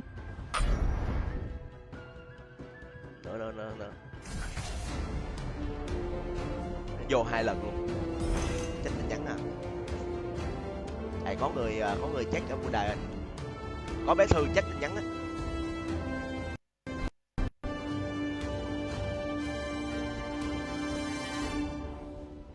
Em sẽ làm cho anh Thành văn heo vũ khí tối thượng. Your team's turn to ban. Có ốp Redmi cao. Ốp Samsung có không em? Có luôn anh trai ơi. Ốp Samsung là nhiều luôn á. Redmi K40. Ngọc Liêm Hồ, lữ bố đi im. Redmi K40 là hình như nó trùng với lại cái ốp nào. Redmi K40 còn của đời. Redmi K40 là còn một cái duy nhất. Opponent's turn to pick. It's your turn to pick. Đấy. Chơi cái gì đây? Bởi nó là Violet đúng không? Nguyễn Bảo Yên, ốp nào cũng có trừ những đời quá cũ nha anh em. Tai nghe ok giao hàng đúng hàng thẻ ủng hộ tiếp. Ok kìa giỏi nha. Ok kìa giỏi. Rớt xuống bể không đi bờ. Rớt xuống ốp lưng à? Không của Đài ơi. Nếu mà của Đài mà rớt bình thường á, như cái điện thoại của em nè, rớt bình thường nè, ví dụ rớt gì nè đúng không? Nguyễn Rớt bình Bảo thường, Yên, rớt từ trên xuống đây. ấy sao đi anh? Đó, rớt từ trên xuống đây là không có vấn đề cho của Đài.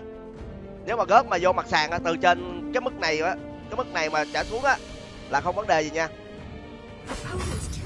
Đó, còn mà ví dụ mà rớt vô mà của Đài rớt vô đá hay vô gì á là nó có thể nó có chày một chút xíu nhưng mà nó sẽ không bể. Tại vì cái mặt này là mặt cường lực của Đài. Mặt này là mặt cường lực.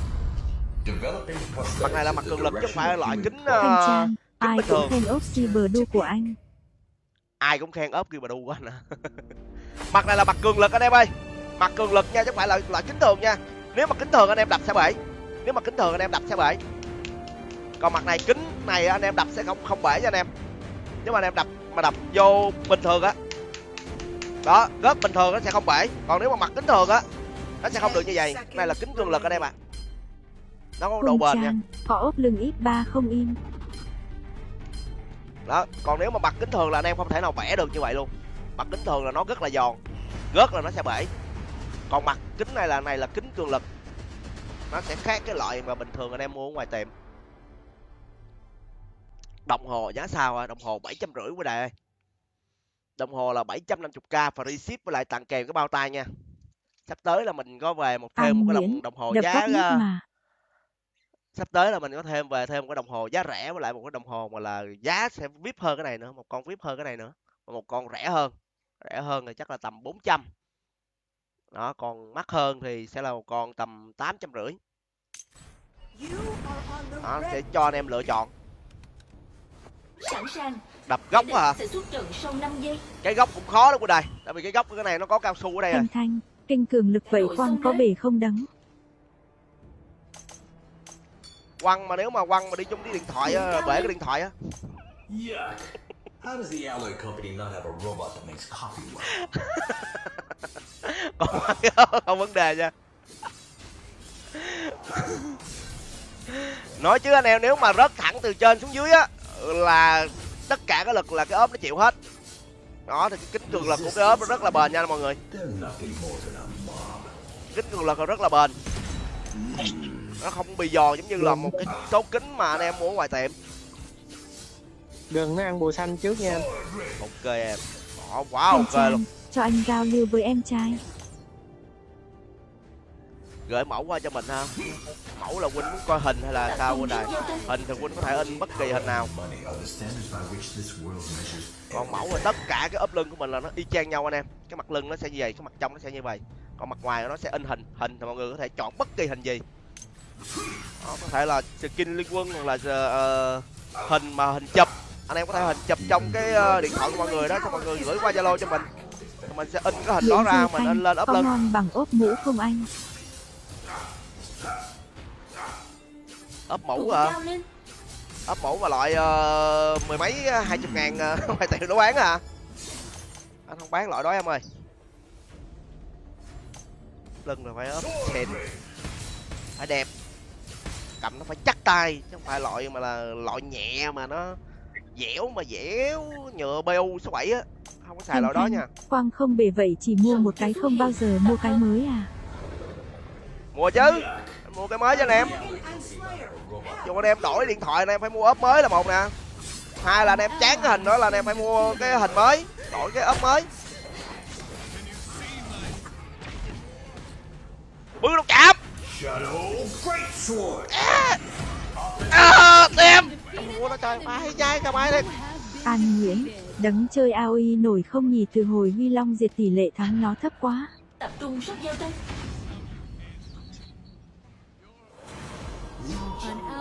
Phải mua thể loại mới thôi bạn. Thật ra cái ốp lưng này nó sẽ bán theo cái điện thoại mọi người. Ví dụ anh em mua điện thoại mới thì chắc chắn phải thay cái ốp lưng này.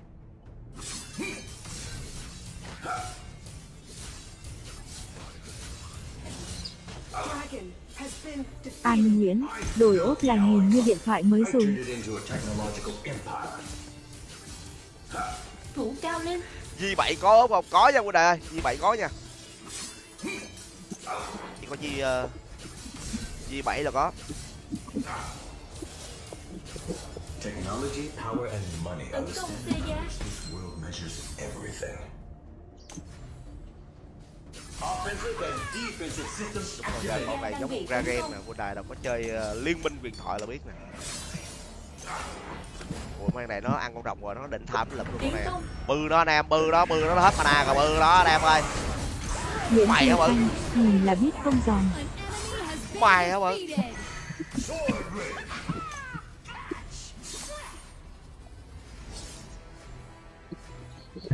Ôi, đánh dữ luôn. Thủ cao lên. Bút bắn đáng đi mà. Acceleration online.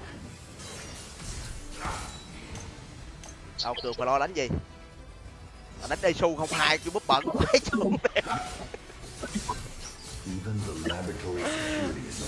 Em tự vả à Cường.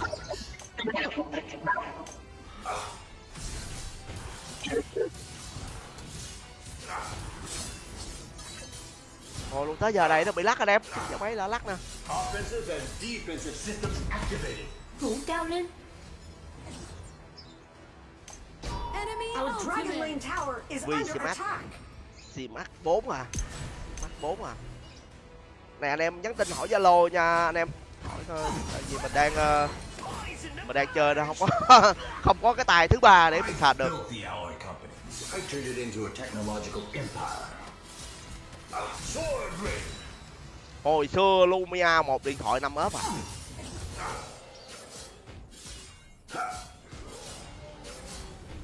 Offensive and defensive systems activated.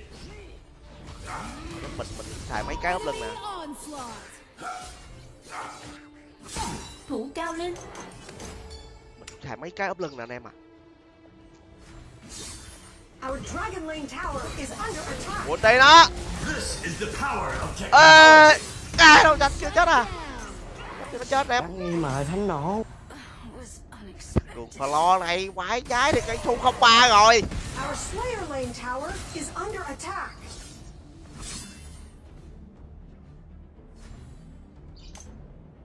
An ally has Thủ been cao lên. defeated. Nguyễn Duy Khanh, có giòn không anh? Destroyed. Rồi, nè. 2-1-1 anh em. Thủ cao lên. Even the laboratory security is not enough to deal with all defective products. Năng con rồng kìa, đang rồng kìa, qua rồng. Rút lui. Tiến công. Dragon has been Đấy, đâu rồi? Đâu rồi, sao bắn thường đó. An ally has been defeated. Chú ơi là chú ơi. Chú ơi là chú. Thủ cao lên.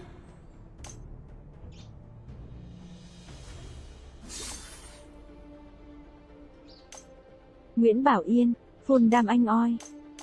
Đây anh lên Our Dragon Lane lên cái Tower món is mà under nó gọi là attack. nó mạnh nhất cho con Been destroyed. A thua này. An enemy Trời ơi là has trời ơi been chú. defeated. Lậm nó. Không cho nó bay. Ủa, nó bay được kìa.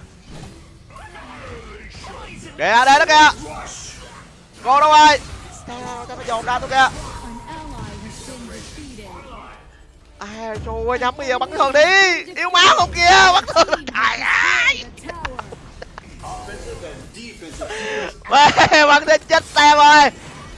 technology Trời are standards by which this world measures Cần everything. hỗ trợ.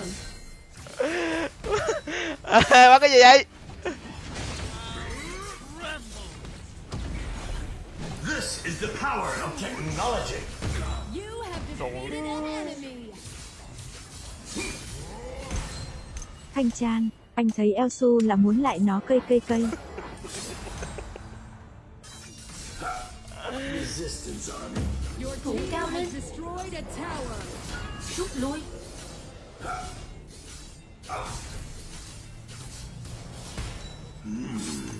Ê bà xu, ê bà xu. Kìa chạy lập mất trụ rồi. Lùa nó.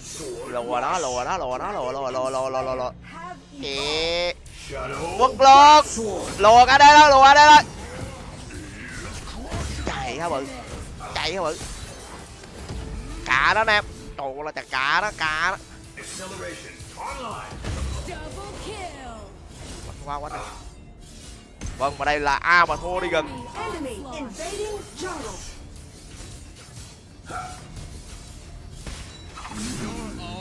Chạy đâu. Đâu trên lớp 12 quýnh lớp mừng nè. Our middle lane Thì tower thôi, is xong under giao dịch attack. nha huynh đài.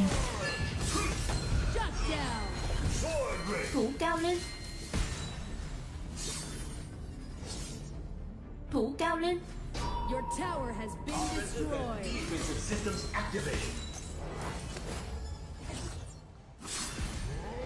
An enemy has Bắn been trụ ra, ba defeated. trụ luôn. Thủ cao lên. Thôi lui, nó ra. Ôi. Đắng đây mà nó. Defeated. Acceleration online. Enemy double kill. Laboratory security is not Chào Lâm Tích nha. all defective products. The alloy company is waiting for me.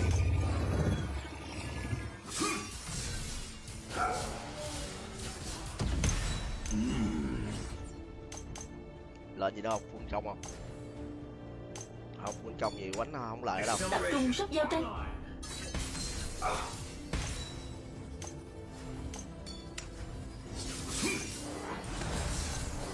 Dark Slayer has been Xin nhớ lưng ở 130k free ship trời ơi. An ally has been defeated. Rút lui.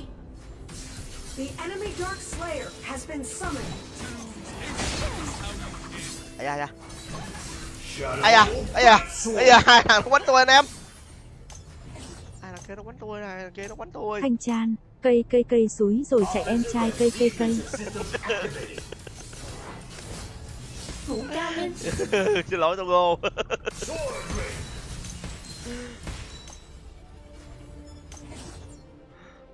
Tại sao không lên Tập trôi trung mà mục lại tiêu giáp nào? kia hả?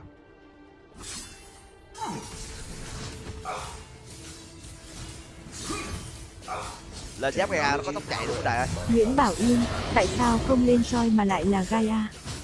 Dù thêm địch mà sát phép nó nhiều quá rồi mình lên trôi thôi.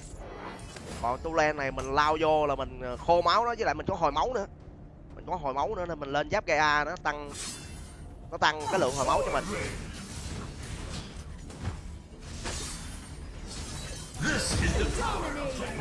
Cái lạng lách đánh giọng anh em nói quánh con này không kỹ năng, cái con này quánh con này là lạng lách đánh động ghê lắm mới được chứ.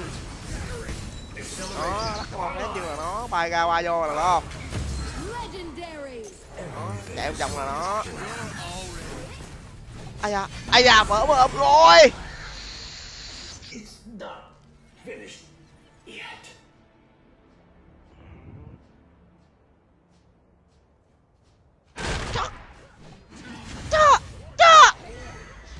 Nguyễn Bảo Yên, này thì ngáy đèn. Ngắm lâu vậy.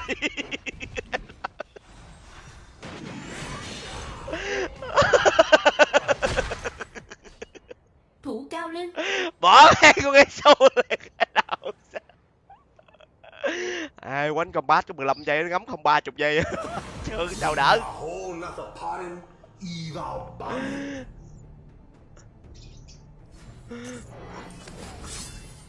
Our middle lane tower is under attack.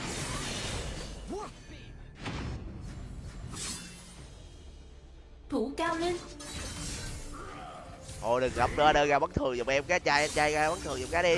Nguyễn Bảo Yên, Esun ngắm được thì thấy về tới tế đàn rồi. Mặt cười lộn ruột.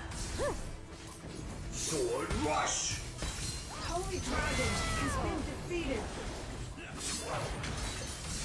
An enemy has been defeated. Acceleration online. An ally has been defeated. Our middle lane tower is under attack.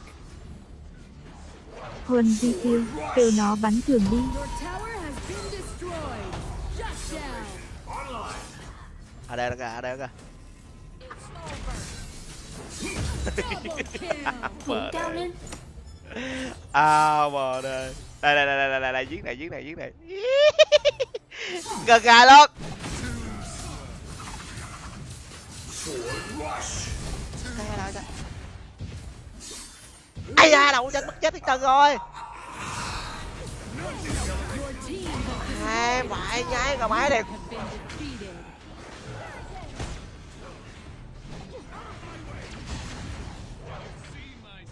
Ai An à, ally has been Thủ defeated. cao lên. An ally has been trường mà lo không. Your team has destroyed a tower. Quân đài ốp có chống nước không vậy hả? Ví dụ mà gớt thứ bình thường nó không sao, đừng có ngâm quá lâu, ví dụ quân đài ngâm nó cả tháng trời đâu có được. Tất nhiên là cao su rồi đó, tất nhiên là chống nước rồi quân đài. Nhưng mà đừng ngâm quá lâu quân đài, ngâm quá lâu nó đóng trong rêu trong đó. Còn ví dụ rớt xuống nước bình thường rồi Huân nó di bình thường thôi. tiêu, bét eo su. Evil bunnin. Dọn sạch đường nào. Cái gì ghê vậy? Your tower has been destroyed. Ghê vậy. Offensive and defensive systems activated. Bừ rồi Has dạ. been defeated. Chỉ theo tốc độ ánh sáng, Defeated an chỉ enemy. theo.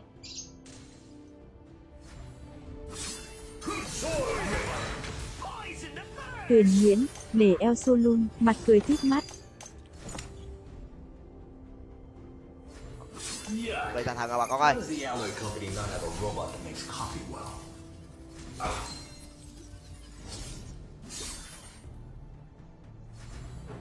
This is the power of technology. Ê, nó cũng trâu rồi đó anh em. Nữa ngắm nữa lên bắn thường cái để chai đầu xanh tem muốn xỉu hết trơn rồi trai. Rút lui. Bắn thường Đương giùm cái đi. nhiên, game này vui vãi tít, mặt cười lộn ruột. Slayer has appeared. Prepare. Tem muốn xỉu hết trơn. Tôi thấy ngoan không rồi về. Ngắm nó đâu. Has been defeated. Retreat. Quỷ Seiya. They're nothing more than a mob. Rồi thật anh em ơi. Con này có chơi. Vô luôn cái đại. Sword Thủ rush. cao lên. Infinite Ai Slayer chịu. has been defeated. Thủ cao lên. Effective products. Phải Dương gái gà mái Trinh, kìa. top 1 Esu rồi.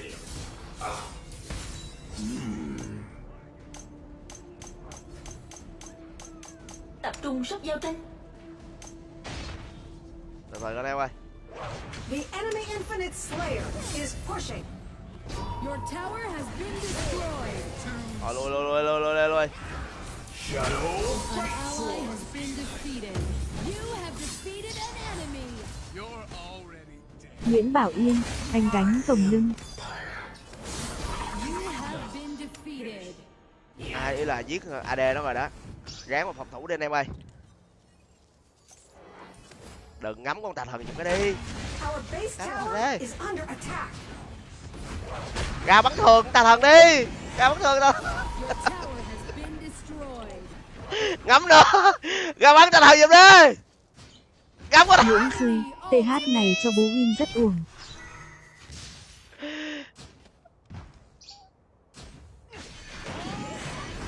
Our base is under Bắn tà thần attack. giùm đi. Bắn con tà thần giùm đi. Đúng rồi, bắn tà thần đi. Kìa lính kìa, lính kìa. Base tower is Ngắm under nữa ra bắn thường đi. Your tower has Bắn con been chữa kìa. Phe ta đã mất hết tù, đến đích là tung Nguyễn Duy, thả thua. destroyed. À, phải đàn thiệt. Enemy onslaught. Đâu rồi, đâu rồi. is under attack.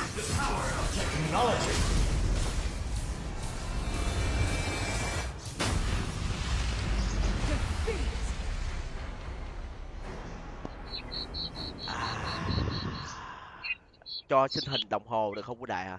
Hình đồng hồ của đài kết bạn Zalo Loan là có thấy Trang, của đài. dám ra chết liền. Hình đồng hồ là anh em bấm vô cái Zalo của mình là anh em thấy cái hình đồng hồ liền anh em. Đó mình có chụp hình đồng hồ trên đây nè. Đó có chụp hình đồng hồ trên đây nè anh em. Ai bãi đạn này. Đây đúng là ê bài xu anh em à. Ai 07 Trần Cường, cho em chơi với. tụt quần luôn. Quanh chỗ này tụt quần luôn rồi. Tụt quần rồi đây ơi, tụt quần rồi. Tụt quần rồi.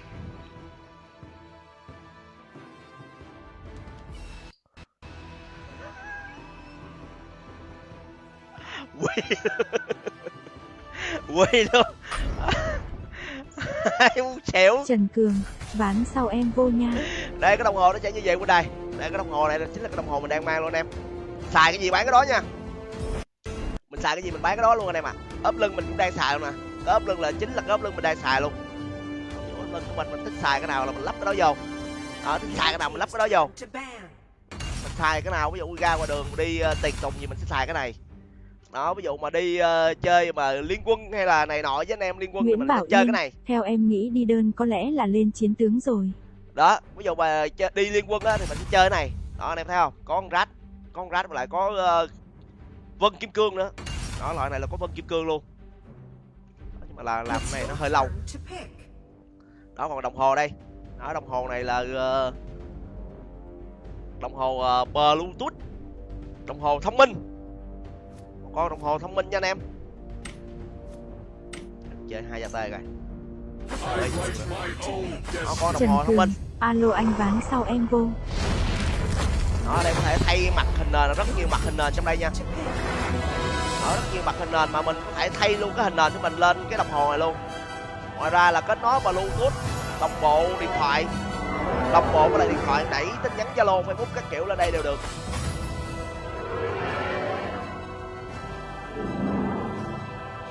Đó, ngoài ra là nó còn có một chức năng là khi mà anh em gọi là lắc cái tay để xem hình, xem giờ nè, đó là sẽ lên hình. Đó còn ví dụ anh em hoạt động bình thường là nó sẽ tắt. Đó ví dụ anh em lắc Lý bình thường Hoàng, đúng không, team có bán nhà đất không? là mà liên tục lắc liên tục mà nó biết mình đang làm việc là nó sẽ không lên hình.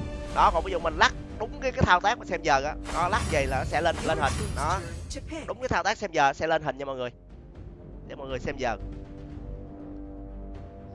IM có bán nhà đất. Còn ví dụ mà ốp lưng thì mình chỉ gọi là lấy những cái ốp lưng mà người ta đa số đặt hình gọi là liên quân thôi. Tại vì ví dụ hình mặt của người ta lên trên đây á thì chỉ có những người nào mà người ta công khai rồi á thì mình mới dám lấy mình quảng cáo thôi. Ví dụ cái chị này đặt ốp lưng bên mình nè. Đó chị này Trần có công Cường, khai trên Facebook anh thì Cường ok. lo đây anh. Đó đây gọi là ốp gọi là đoạt mệnh thương nè. Triệu Vân đoạt mệnh thương ai đặt thì mình mới làm thôi chứ không phải là ốp có sẵn nha anh em. Ốp hình là hình đặt rồi mình mới làm. Con này là Violet thần long tỷ tỷ. Đó con này là con Alan hắc kiếm sĩ Kirito nè. Đó anh em nhìn nét không, quá nét luôn. Mặt lưng kính Trần cường lực Cường, nữa, cho em chơi với. mặt lưng kính cường lực nữa anh em à. Con này là Isu nè, đây Isu là cường là buông con Isu này vô. Đó, phải mỗi lần đánh Isu phải nhắc nhớ mới được. Quánh Isu cái này là vỡ mồm. Đây con Isu gì sứ dạ tận thế nè. Có cái này thì có dạ quang thì bên mình hết rồi. Dạ quang thì hết rồi anh em. Đó, con này là anh em thấy không? Cái này chính là cái Thanh miếng Trang, dán cường lực. Kim trả lời có dùm anh. Đó, cái này là miếng dán cường lực nè anh em. Đó, phải tháo cái lớp kia ra thì cắt xong rồi tháo cái lớp ra. Như mới luôn anh em ạ. Hình là y như ảnh luôn.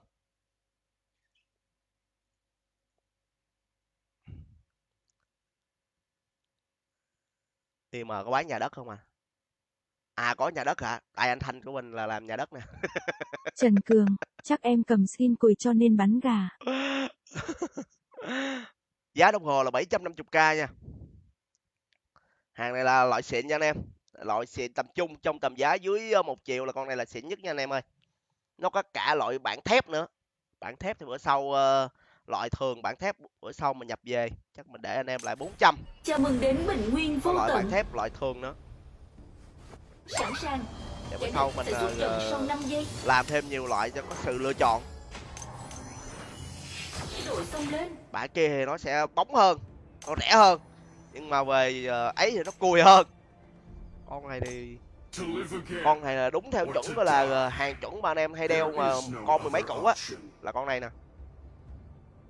Đó, nhưng mà con này là hàng rep thôi, không thể so với con 10 mấy củ được.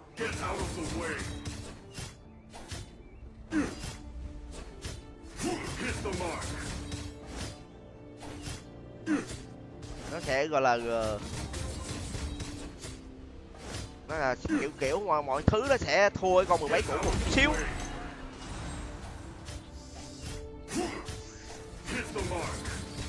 Kia 10 điểm thì con này sẽ là 8 điểm rưỡi. Our Dragon Lane tower is under attack. Chú ý bùa đỏ.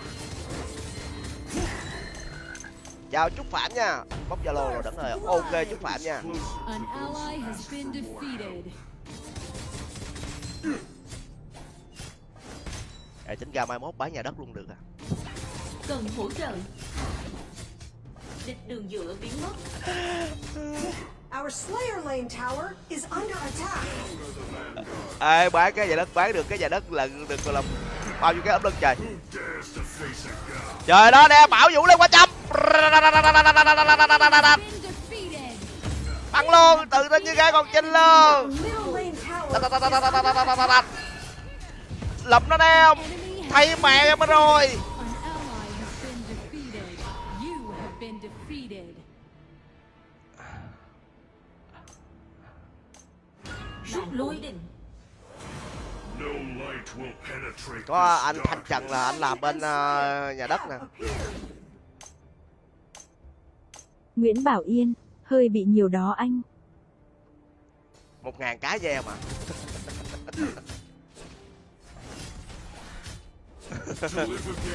Từ ra đợi chừng nào vốn 15-20 tỷ làm nhà đất nha.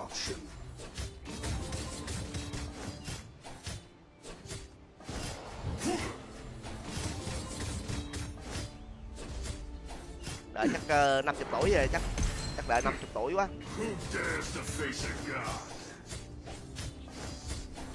Slayer has been defeated.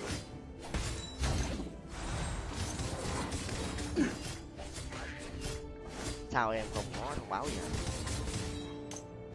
Khi like sớm quá. Nguyễn Bảo Yên, tiền có tiền hoa hồng thêm chủ nhà cho thêm nhiều lắm.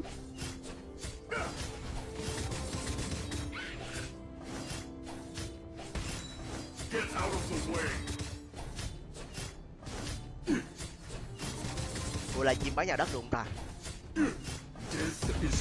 Là chim liên quân bán nhà. Trời đó anh em ơi. Thanh Trang, tuổi như anh là được rồi em trai ơi tê. An ally has been defeated. Bảo Vũ lên qua trăm. Ý, đâu ơi, chọt nó. Chọt, Riêu Ma, nhất cái tích chọt. Our Slayer Lane tower Hay is quá. under attack. Defeated. An enemy has Ý, chủ. defeated. You have been defeated. Enemy Làm ultimate. rồi. định vô rồi tỉa nó một cái, chủ bắn một cái thôi, chủ bắn 2 cái. Chừng nào bán được 1 tỷ cái ốp lưng. No light will penetrate this An dark. enemy has been Tỷ defeated. cái ốp The lưng. iron defense line has disappeared. Cái ốp lưng là 7 người trên thế giới là 8 người, 9 người trên thế giới là mua mình một cái ốp lưng à. Thôi kệ, không gì bờ đu đi rồi. Our Slayer Lane tower is under attack.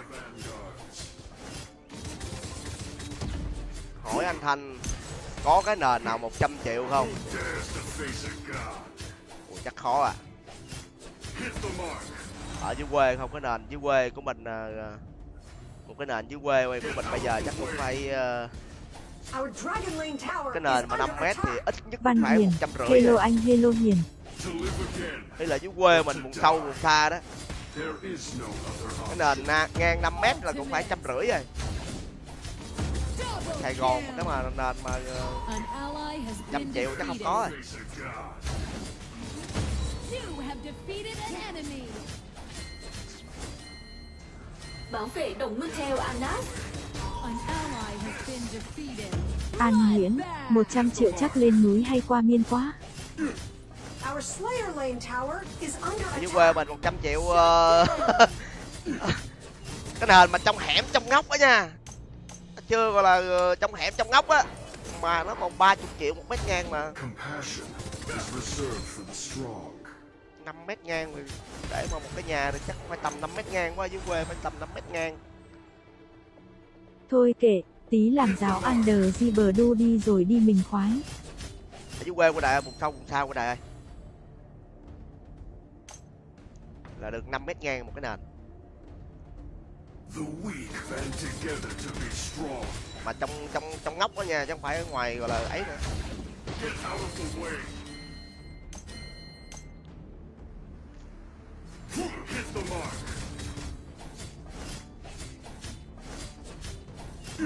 Không đến ngoại ô đâu anh em ơi, gọi là vùng sâu vùng xa á, God. vùng sâu vùng xa trong rừng á, của mình trong rừng á. Nguyễn Bảo Yên, nền Sài Gòn tầm 10 tỷ. Get out of the way. The strong are the vanguards.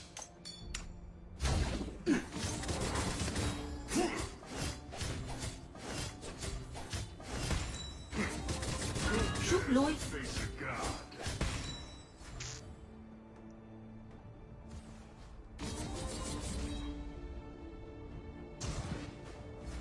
Hit the mark. Rồi, ốp bông người ta ra chơi.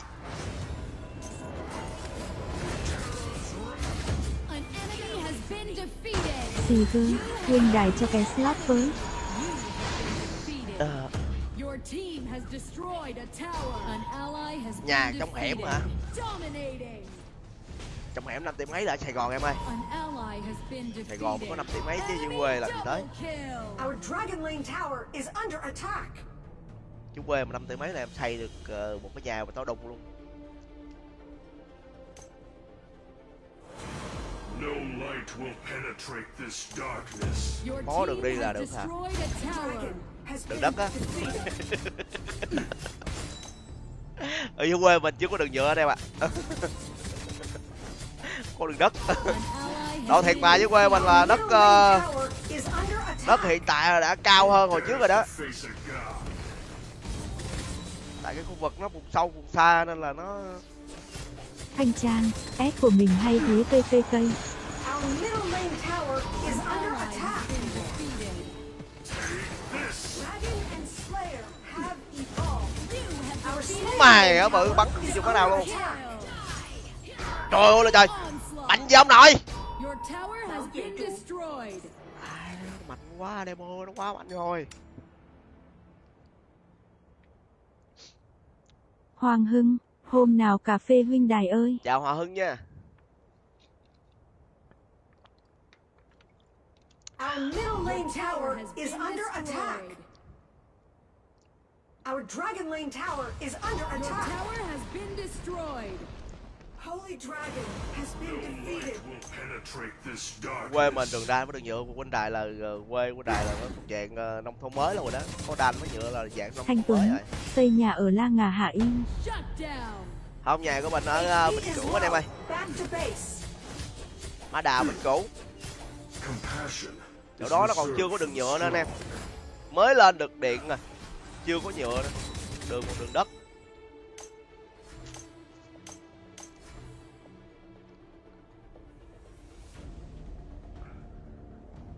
Ấy. Nhật Nguyễn, hello đấm in. Ê, phải đạn không? Defeated. Ê, định outplay cái chiêu thức của nó không vỡ mồm rồi. Chú ý trụ. Nhắn tin số điện thoại với địa chỉ rồi đó. Khi nào nhận được vậy hả? Phải coi tùy cái địa chỉ ở đâu anh em ạ. Làm ốp thì tầm 1 ngày xong à. Ở Hà Nội à? Hà Nội là ít nhất phải 4 ngày của đời, 1 ngày làm ốp với 3 An ngày vận ally chuyển. has been defeated. From the abyss. Tầm 4 ngày.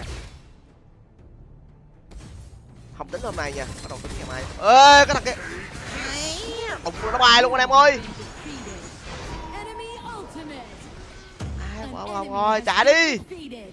An ally has been defeated. Vừa lún mặt ra nó bay luôn anh em ạ. Phải trưởng thiệt. Nhìn đời rơi lệ, hello. Chỗ tôi đang làm giá đất giờ cao VL à.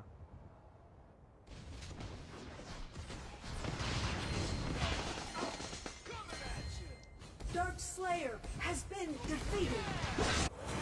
Immortality is a The requirement. enemy for Dark God. Slayer has been summoned. Tower has Thành been Long, destroyed. hỏi Thành không Long thèm nha. trả lời chán không xem nữa. Long hỏi gì của đài. Mình thì đang ở nhà bè thành phố Hồ Chí Minh, còn nhà của mình rồi thì ở Đồng Nai nha mọi người. The weak band together to be strong. An ally has been Cái này defeated. mình căng quá vậy. Cái này nó hơi căng căng rồi đó. Your tower has been destroyed. Get out of the way. The stronger the Mấy anh vanguard. trai là hơi căng căng rồi đó. Đình Hòa, có khả năng lên toang.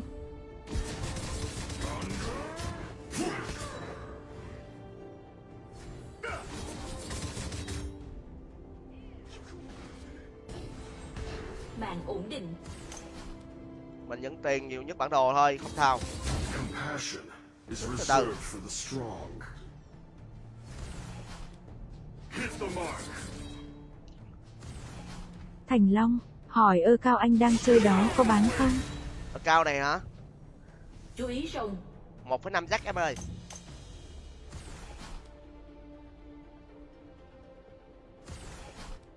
To live again or to die. There is no other option. 489 skin. Giá 1,5 jack.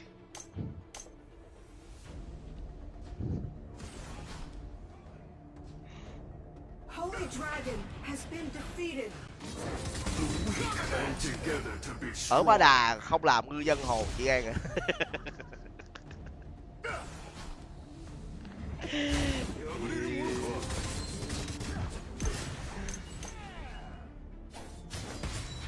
Get out of the way.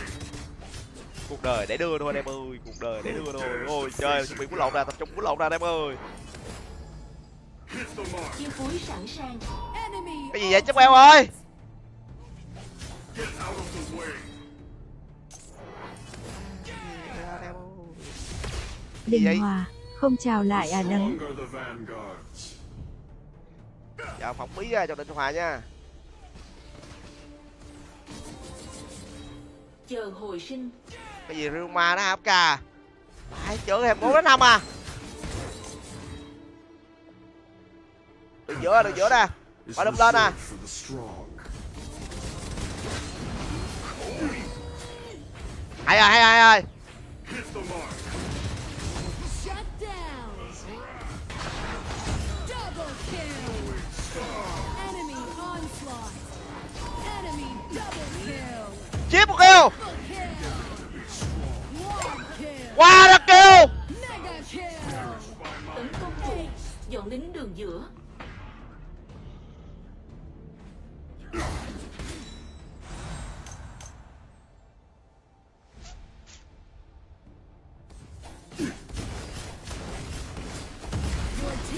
Anh đã destroyed a An tower. Hiển, nữa. To live again, or to die. Your team has destroyed a tower. Gì Phạm Quý nói gì vậy? Nói gì vậy? Phạm Quý nói gì đó cho nó lại đó.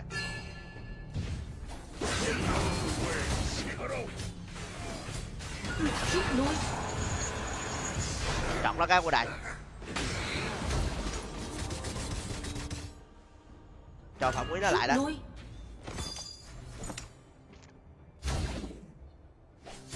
Nguyễn Bảo Yên, ai ngầu nhất khu này vậy ta? Who dares to face a god?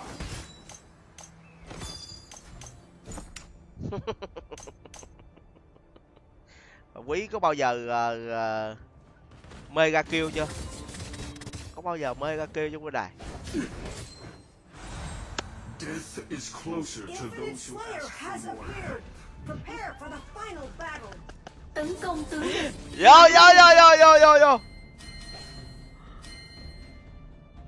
Từ từ coi. Tiến công. Khánh Đoàn Duyên, mặt cười lộn ruột. Dominating. None escape death. Này ăn ta thật rồi, Bảo vệ. Lùi anh em. The enemy Infinite Slayer is pushing. Your tower has been destroyed. Your team has destroyed a tower. Get out of the way. Nguyễn Bảo Yên, sao em thấy có mấy người dễ đánh mega em cố gắng chỉ qua thôi. An enemy has been defeated. An enemy has been defeated. Legendary. Perished by my hands.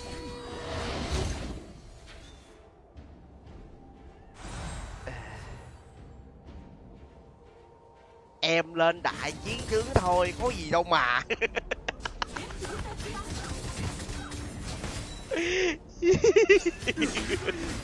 Ghê chiến tướng là vô địch luôn.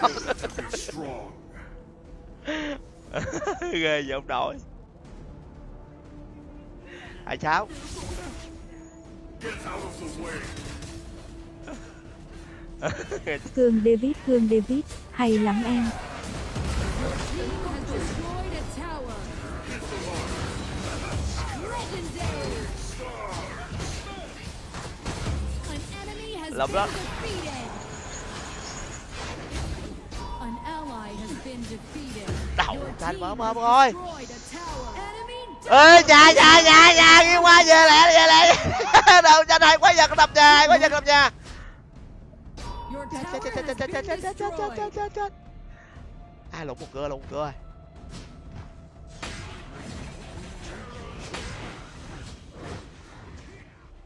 Rút lui. Ê, Phạm Quý ghê quá vậy. Phạm Quý là chiến tướng luôn à. Phải trưởng này.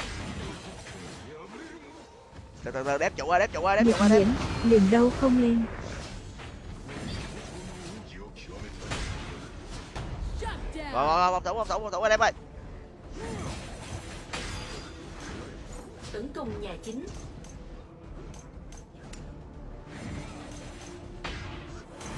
Chaos is the Chú ý truth. đường xe gia. Đẩy anh em ơi.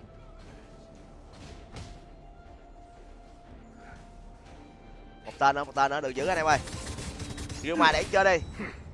Who dares to face a god? Chiêu cuối sẵn sàng.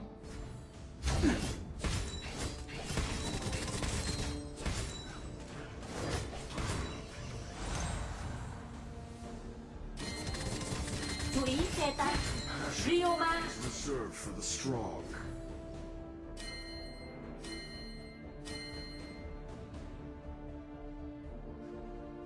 Đang tới. Get out of the way. Cho nó. Death is closer to those who ask for more help. An ally has been defeated. You have defeated an enemy. Terror is the mark. Bình Dương tầm 2 ngày á. Tập hợp. Thôi kêu ma về đi kêu ma Kẻ ơi. địch ăn xe gia. Ra muốn ăn luôn à. Không được không, lui anh em ơi. Góc này vẫn hợp với nó. Rút lui.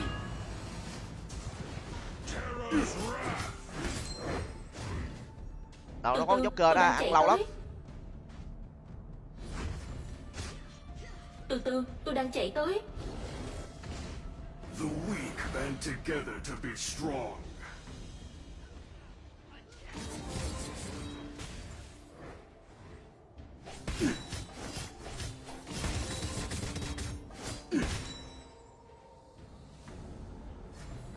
Từ từ nha anh em ơi, từ từ nha. Từ từ, để tôi một tên, đẩy một tên đi. Đẩy lính một tên đi. Rút lui. Từ từ coi, cậu kéo ơi. Lui.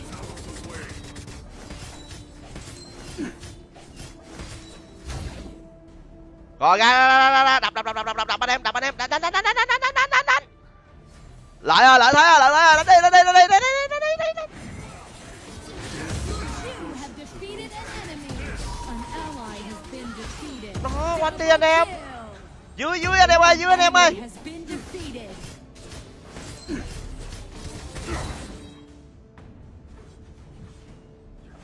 Lập nó luôn. Your team has destroyed a tower. Onslaught. Double kill.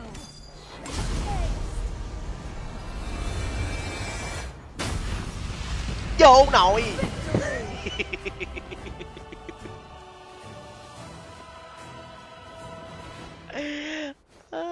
Vô nội.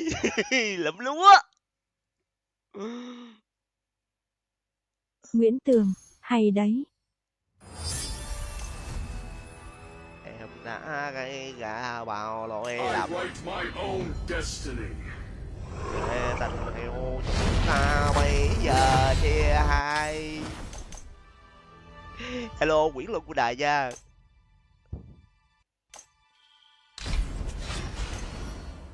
Lụm lúa luôn anh em ơi, lụm lúa.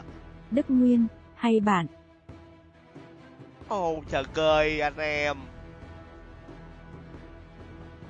Lệ rơi mái ướt đậm khoe môi rồi vô anh em ơi. Trần Duy Cường phải lo nữa phải chữ thiệt. Tên toàn mấy ông gọi là vô rồi không vậy? Ông he này cũng chơi rồi nè. Duy chơi chưa?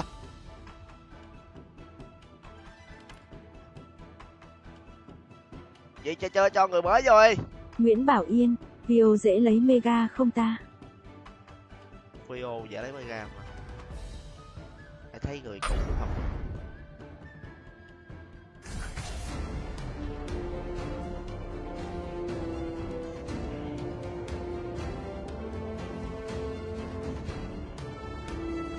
Chào Nguyễn Cường nha. Chào anh Thanh Minh nha. Ê, hồi nãy là con gì ta? Con nãy có phải là con Hayate tử thần vũ trụ không anh em? Con này có phải là con Hayate tử thần vũ trụ không nhỉ? Your team's turn to ban. Duông chân, làm trận ghi đu bạn. Con nãy là con Hayate tử thần vũ trụ đúng không?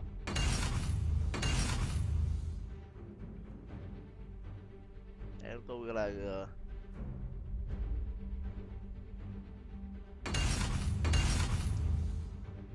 It's your turn to sao anh pick. kích em chơi gọi em chơi hai dáng luôn rồi. Cường là em chơi hai dáng rồi đó Cường à. Vậy muốn trận Thành ghi đu Minh, đúng không? làm trận vơ em oi.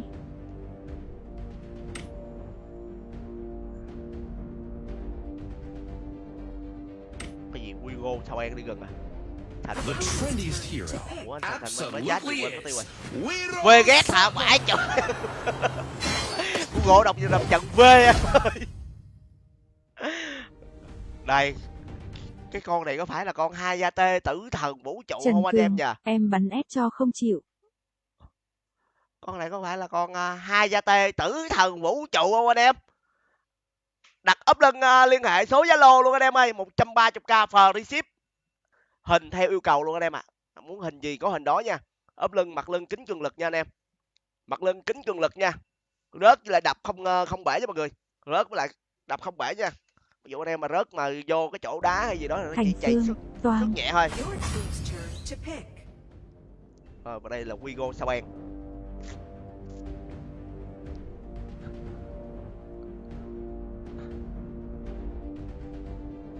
Rồi, mình găng quá vậy. Ultraman Vegas. Opponent's turn to pick. Nó trừ lương bà Google. Nguyễn Bảo Yên, Wiro. Đó, con anh em muốn đặt đây là con đồng hồ thông minh cho mọi người. Đồng hồ thông minh nha.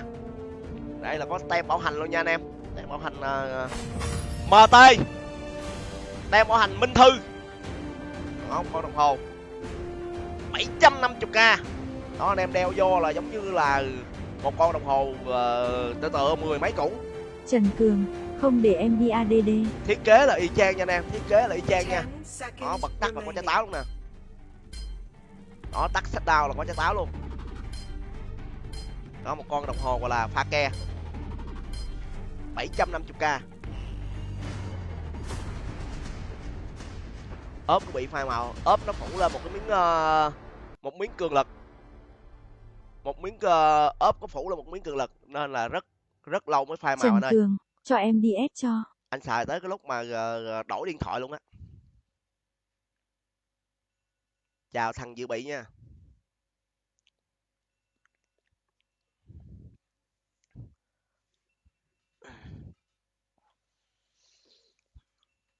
Ốp nó có phủ lên một miếng cường lực. Đó nên là cái hình nó nằm bên trong anh em. Cái hình nó làm một cái lớp, nó nằm dưới cái lớp cường lực. An Vi Nguyên, đồng hồ vô nước không anh? Vô chứ.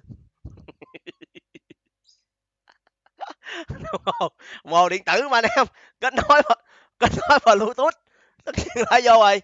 Ở trong đây nó có cái loa để nói chuyện nè mọi người. Nước mà vô cái loa này là nó chịu không nổi anh em ơi.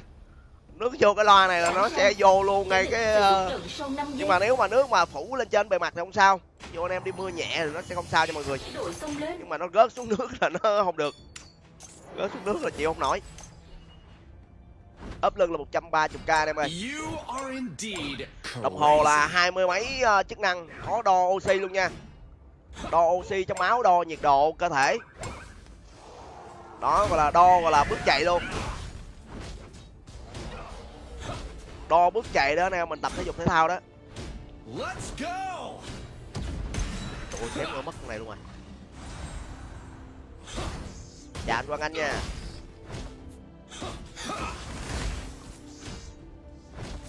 Tiến công. Tập trung sốc giao tranh.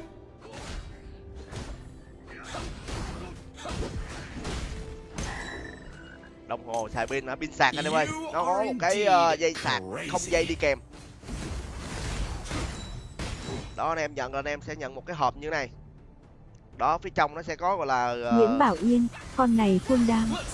một hộp dây, một hộp dây và có cục sạc, có một cái dây sạc chứ, có một cái dây sạc đi kèm. Là một cái mặt đồng hồ. Ốp lưng hình gia đình được không Đấng hả? Được Huynh Đài ơi. Đa số là anh em đặt ốp lưng hình gia đình á. Đa số là anh em đặt hình ốp lưng gia đình với lại hình bạn gái hoặc là hình cặp. Đó là đặt nhiều nhất. Nhưng mà mấy cái hình đó là hình cá nhân của người ta nên mình không có công khai trên mạng. Mình không công khai để quảng cáo được. Chăng lên gọi. Mày hả bự? Mày hả bự? Là hãng ủi sao bò? Chân chìm luôn. Chị Phương, có độ huyết áp để không Huynh Đài. Đo đầy đủ của Đài ơi, 20 mấy chức năng đầy đủ luôn.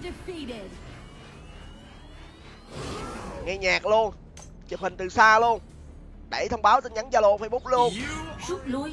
thay hình nền luôn, thay hình nền có hình chụp Rút lui. trong điện thoại luôn, đẩy lên gọi là đồng hồ luôn.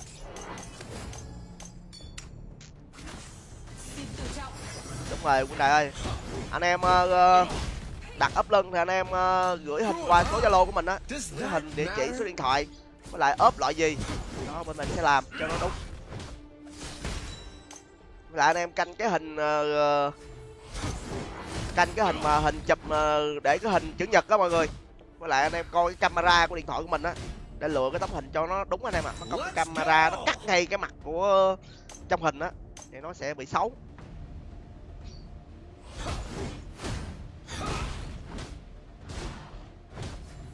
đúng rồi, Duy Quỳnh ơi.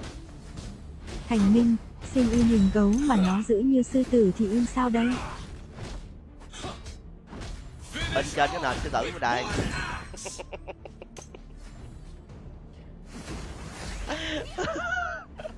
Tập hợp. An ally has been defeated. La view.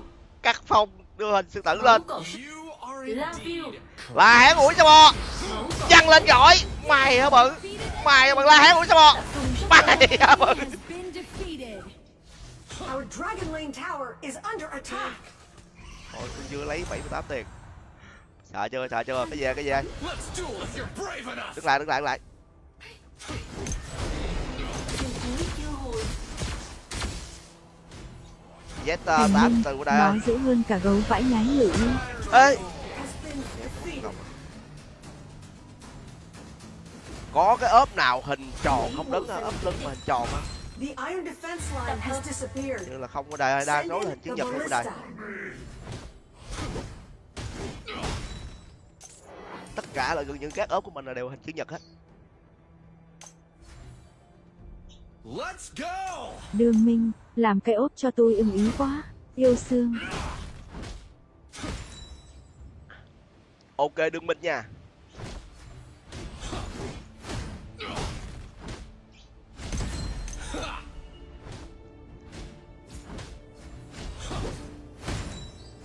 Ok của đại. Thank you. Tôi xài Oppo Our Dragon Lane A93 có tower không is mà? under attack. Finish all chính with là- one axe. Rút lui. Ủa Thư ơi, A93 mình còn Thư ơi. Walking. La hán ủi sao bò. Mày hả bự. Mày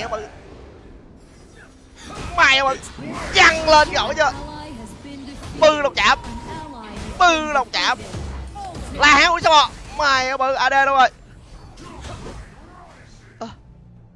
Nó lắc kìa. Mày hả. Cứu bạn. Tập hợp. down. Oppo Our A93 Slayer còn không? Lane tower is under attack. A93 còn chứ quân đại ơi. Your tower has been Có cả 5G với 4G nha. Anh em đặt ốp nhớ là coi kỹ cái vô cái phần giới thiệu của cái ốp của mình đó mọi người. Vô phần giới thiệu của cái điện thoại á, trong cái phần cài đặt á nó có cái chữ giới thiệu điện thoại á. Anh em vô đó coi cái thông tin của điện thoại mình cho đúng nha anh em. Đặt ốp mà ví dụ mà bị lộn cái đó nó bị nhầm cái ốp á. Finish all with one axe. Mấy quân đại đặt bị nhầm luôn rồi đó. iPhone ví dụ iPhone Enemy has gì been Oppo defeated. Reno 6Z. Double kill. Kêu nhắn tin với mình Reno 6 Đường thôi Minh, ok tôi gửi qua Zalo nha. là nó cũng bị nhầm, hoặc là điện thoại mà 5G Your team đó, has ví dụ mà điện thoại của mọi người destroyed 5G a mà mọi người để gọi là nhắn tin mà không ghi chữ 5G thì nó cũng dễ bị nhầm. Đó, anh em cái chụp hình trong cái phần gọi là giới thiệu á là nó chắc ăn nhất. Tốc biến đang hồi.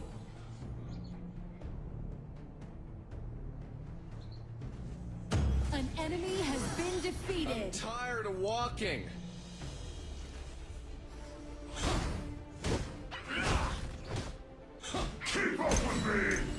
Rồi chuẩn bị đã. La hán ủi sao bò. Cứu đồng đội. Ai trái Duy không ai Vinh, nè. tôi mua thêm tai có Our bớt middle không lane hình đài. tower is under attack. Ultimate. Tiến công. You have been defeated. Shut Ai bỏ mệt down. rồi em ơi, thằng coi ghét nó mạnh quá mạnh rồi. Our middle lane tower is Tôi under mua attack. thêm tài. Your tower has been Bỏ bớt destroyed. không có đại có nha. Giảm nhẹ nha. Khánh Đoàn Duyên, sao hôm qua có một game tôi vào nha chính đáp trụ ba zoom up mò mà từ bay lên trời xanh. Mặt cười lộn ruột. Our Dragon Lane tower Sao hôm is qua có under một game attack. tôi vào nhà chính đạp trụ đâm úp một mà bay lên trời xanh à. Hôm bữa mình cũng bị một trận trên livestream đó anh em. Và đâm úp một cái bay lên trời luôn. Finish all with one axe. Vô Nguyên, cai đờ không ý.